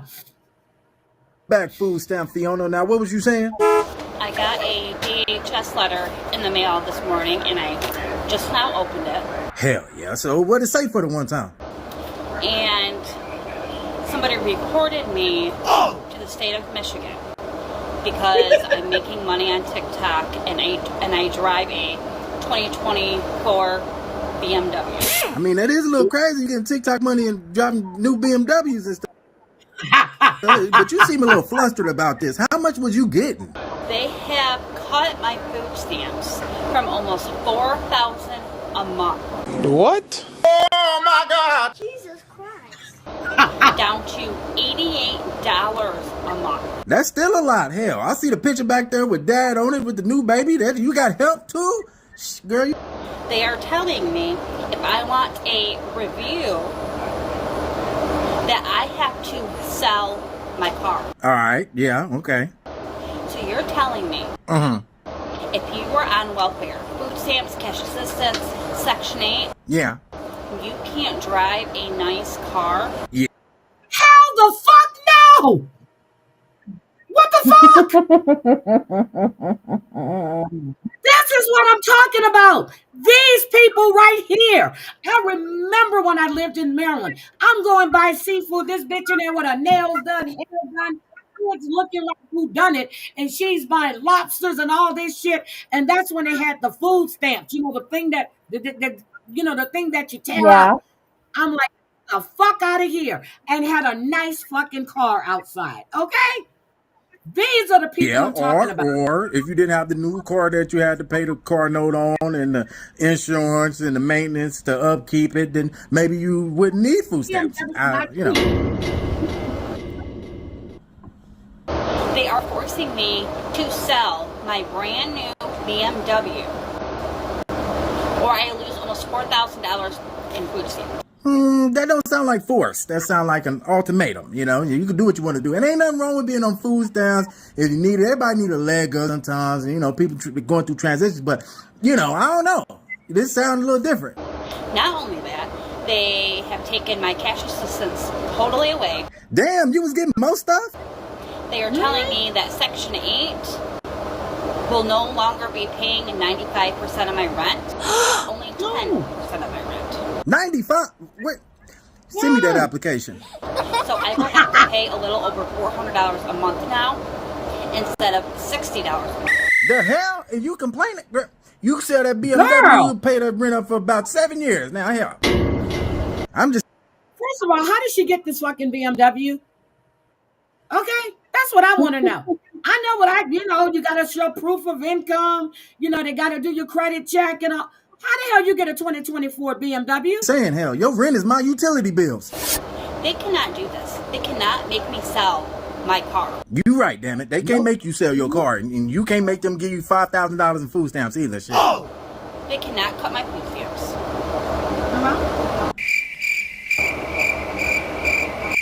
Boo, I ain't cut them. Shit.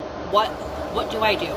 Get a job and sell that BMW and get some top teeth put in there and Uber to work.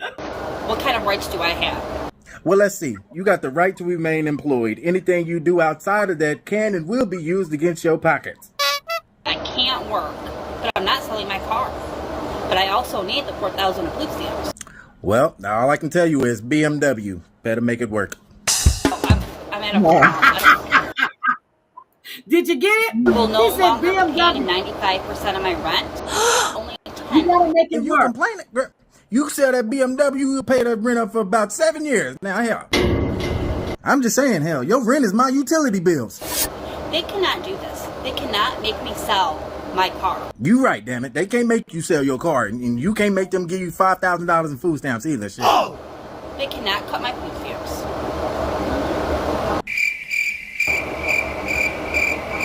Boo, I ain't cut them. Shit. What do I do? Get a job and sell that BMW and get some top teeth put in there and Uber to work. What kind of rights do I have? Well, let's see. You got the right to remain employed. Anything you do outside of that can and will be used against your pockets. I can't work, but I'm not selling my car. But I also need the $4,000 in food stamps. Well, now all I can tell you is BMW. Better make it. Okay. I love that one. I loved it. He said BMW, better make it work. Debbie, those are the people I'm talking about. But is she for real? How was she getting $4,000? She's serious. She was reported on TikTok. She was reported. But how many For people is income. she getting food stamps for? For 4,000 I a don't know. month? I think That she seems a has. lot. I think she has like 5 kids. She was But reported. that seems like a lot because maybe I'm just thinking back to way back in the day when it was actually the coupon book that you would tear out your food stamp. Like they never got that much per month. These women keep having kids. The more kids you have, the more food stamps you get. So was she paying? And what they do is they actually sell. She's not using 4,000 a fucking month in food, but because of her capacity with the kids and they're going by the nutritional guidelines, she's selling most of them damn food stamps. That's what I was about to ask, because if she cannot work, but she has a 2024 BMW, is she using the food stamps to pay for the BMW? Like, it doesn't make any sense to me. It doesn't add I up. think she has 4 or 5 kids. Can't remember. But I'm gonna find her on TikTok. I'm gonna show you. She stays on TikTok all day. She's getting gifts. But here's the thing. She was always saying that she needed help to pay this and that, and people were sending to her Cash App. Like you got Detroit Nike right now. People got him in an apartment. He's moved in 2 weeks ago. He's on TikTok crying because he's got to pay rent all over again. Bitch, you did a partial move in. The first is here. You got to pay another month's rent. She was getting 4,000 a month in food stamps. Plus, she was getting cash assistance. Wow. And that's what she was getting. She showed the letter on TikTok. I need to apply for these programs. What am I doing wrong? I am too. Yep. So that's what I wanted to show you. I was like, oh my God, he did one on her. And I sent him a message. I want him to do one on Wesley Wells too. Yep. He lives on TikTok, girl. He be finding all these people on TikTok. So anyway, I was going to Costco today. Maybe I'll go tomorrow morning. But I had it in me to go today. Maybe I'll just go Monday. I don't know. I ain't got shit else to do. But I had it in me to go today. But anyway, there's a part of me, Debbie, that really still want to fly. But then there's a part of me and that's listening to my sister and her nervousness and my other sister and my aunt. But I did put insurance. I learned the hard way to put insurance on my stuff so I can move it. 50 cents on the dollar. Oh, wait a minute, Party Rock. Who are you bullying? Maybe she will reported her to the IRS. She's worried about CC filing their I don't know. I doubt that one, but okay. I doubt that. Elon is going. They're cutting all kind of stuff. If they cut the VA, and they told them, and they took their procurement card down to $1, and each department has a procurement card. Each department, like I have a business card, but then I have an account that I just, when people want to buy stuff, they go online and order it, and then Staples or whoever, they'll send it to me to approve, the purchase, and then I'll look and see. I don't even look, because if they tell me they like writing with this pen better than that pen, I don't give a fuck. If they're telling me that they want that plan or not that plan, I don't give a fuck. Okay, I'm signing it. Oh my goodness, did you hear this? Andrew Cuomo is entering the New York City mayor's race. He is not. Well, somebody needs to take Eric Adam out, since the damn governor won't. Yeah, but you don't swap one corruption for another. Yep. So, but it was something I want to tell you before I get out of here too. Trump says he's going to pardon Pete Rose. Did you hear about that? Ain't Pete Rose dead?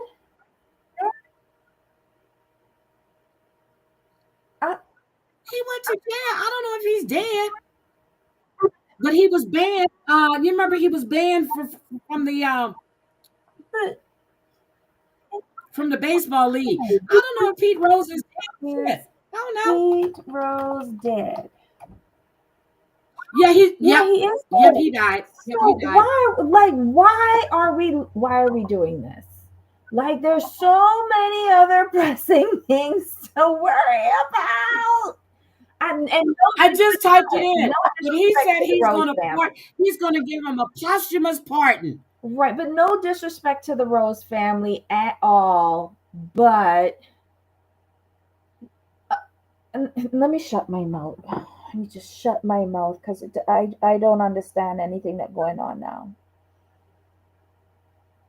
Let me shut my mouth. And then they got rid of, what was it? Obama's affordable bill housing. He got rid of that too.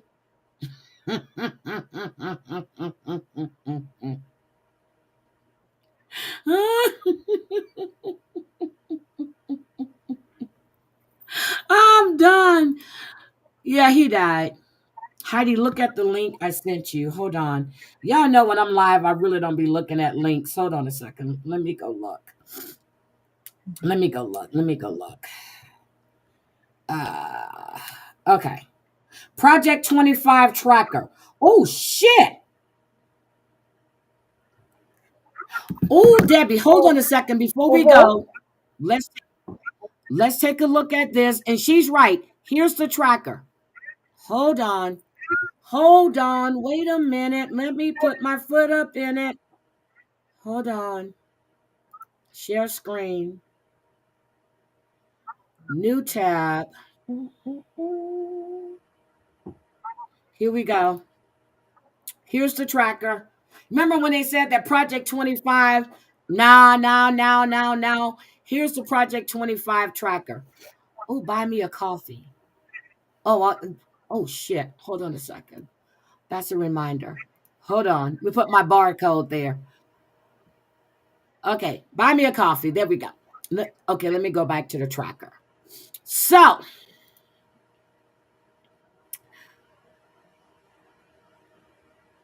time until we've got 1,420 days until the end of his term.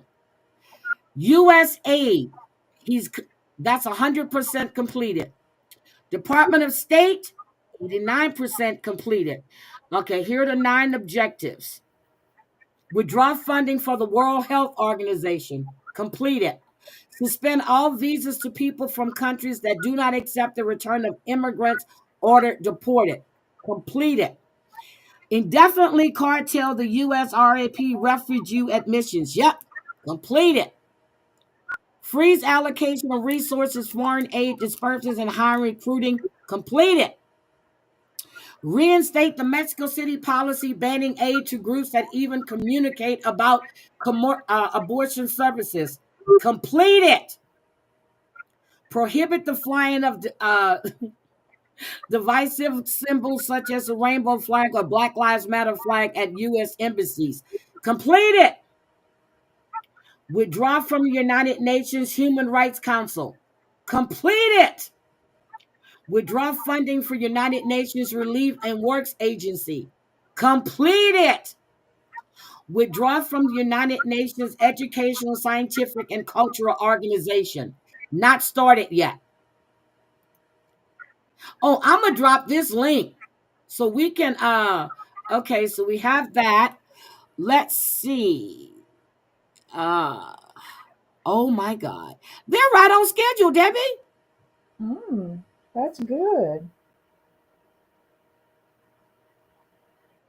They're right on schedule. Okay, that was their 9 objectives. USAID, that was 6 objectives.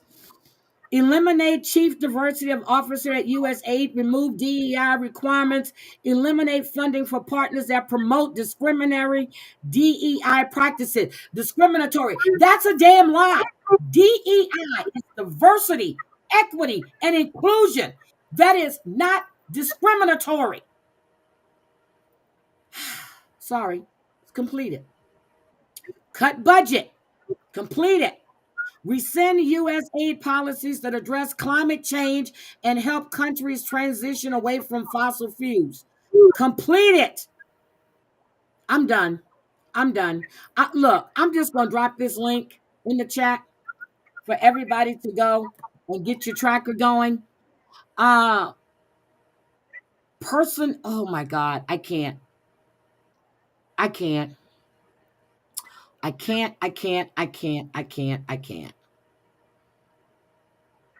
What? They've already completed that. Rescind Biden era guidance that added a non-binary option in civil rights data from schools. Oh my God, I can't. Here's the link. Debbie, I'm just speechless. We talked about Project 25. Yeah. Does it take over Canada? There you go. Yep. See, it's not discriminatory. The word says it all. Diversion,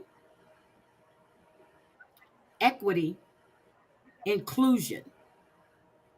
How is that discriminatory? Maybe they don't understand what discriminatory is. That's what I'm taking it to be. Oh my God. So anyway, I'm going. I need to eat. I'm hungry. I got some stuff to do. I need to make some phone calls.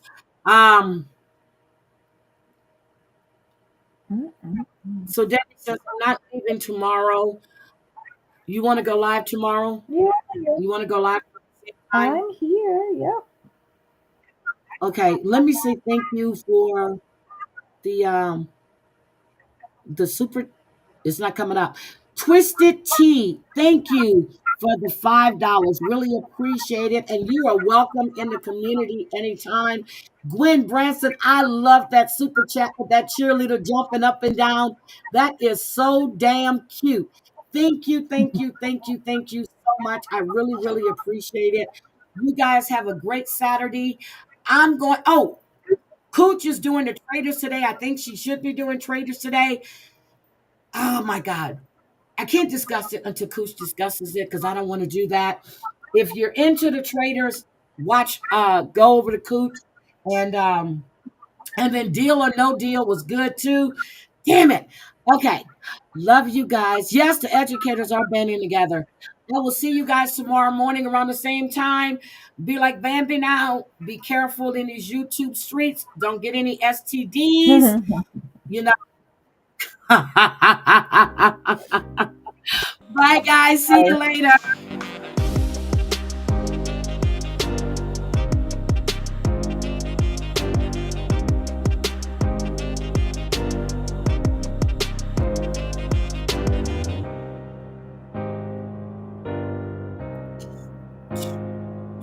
I love that part.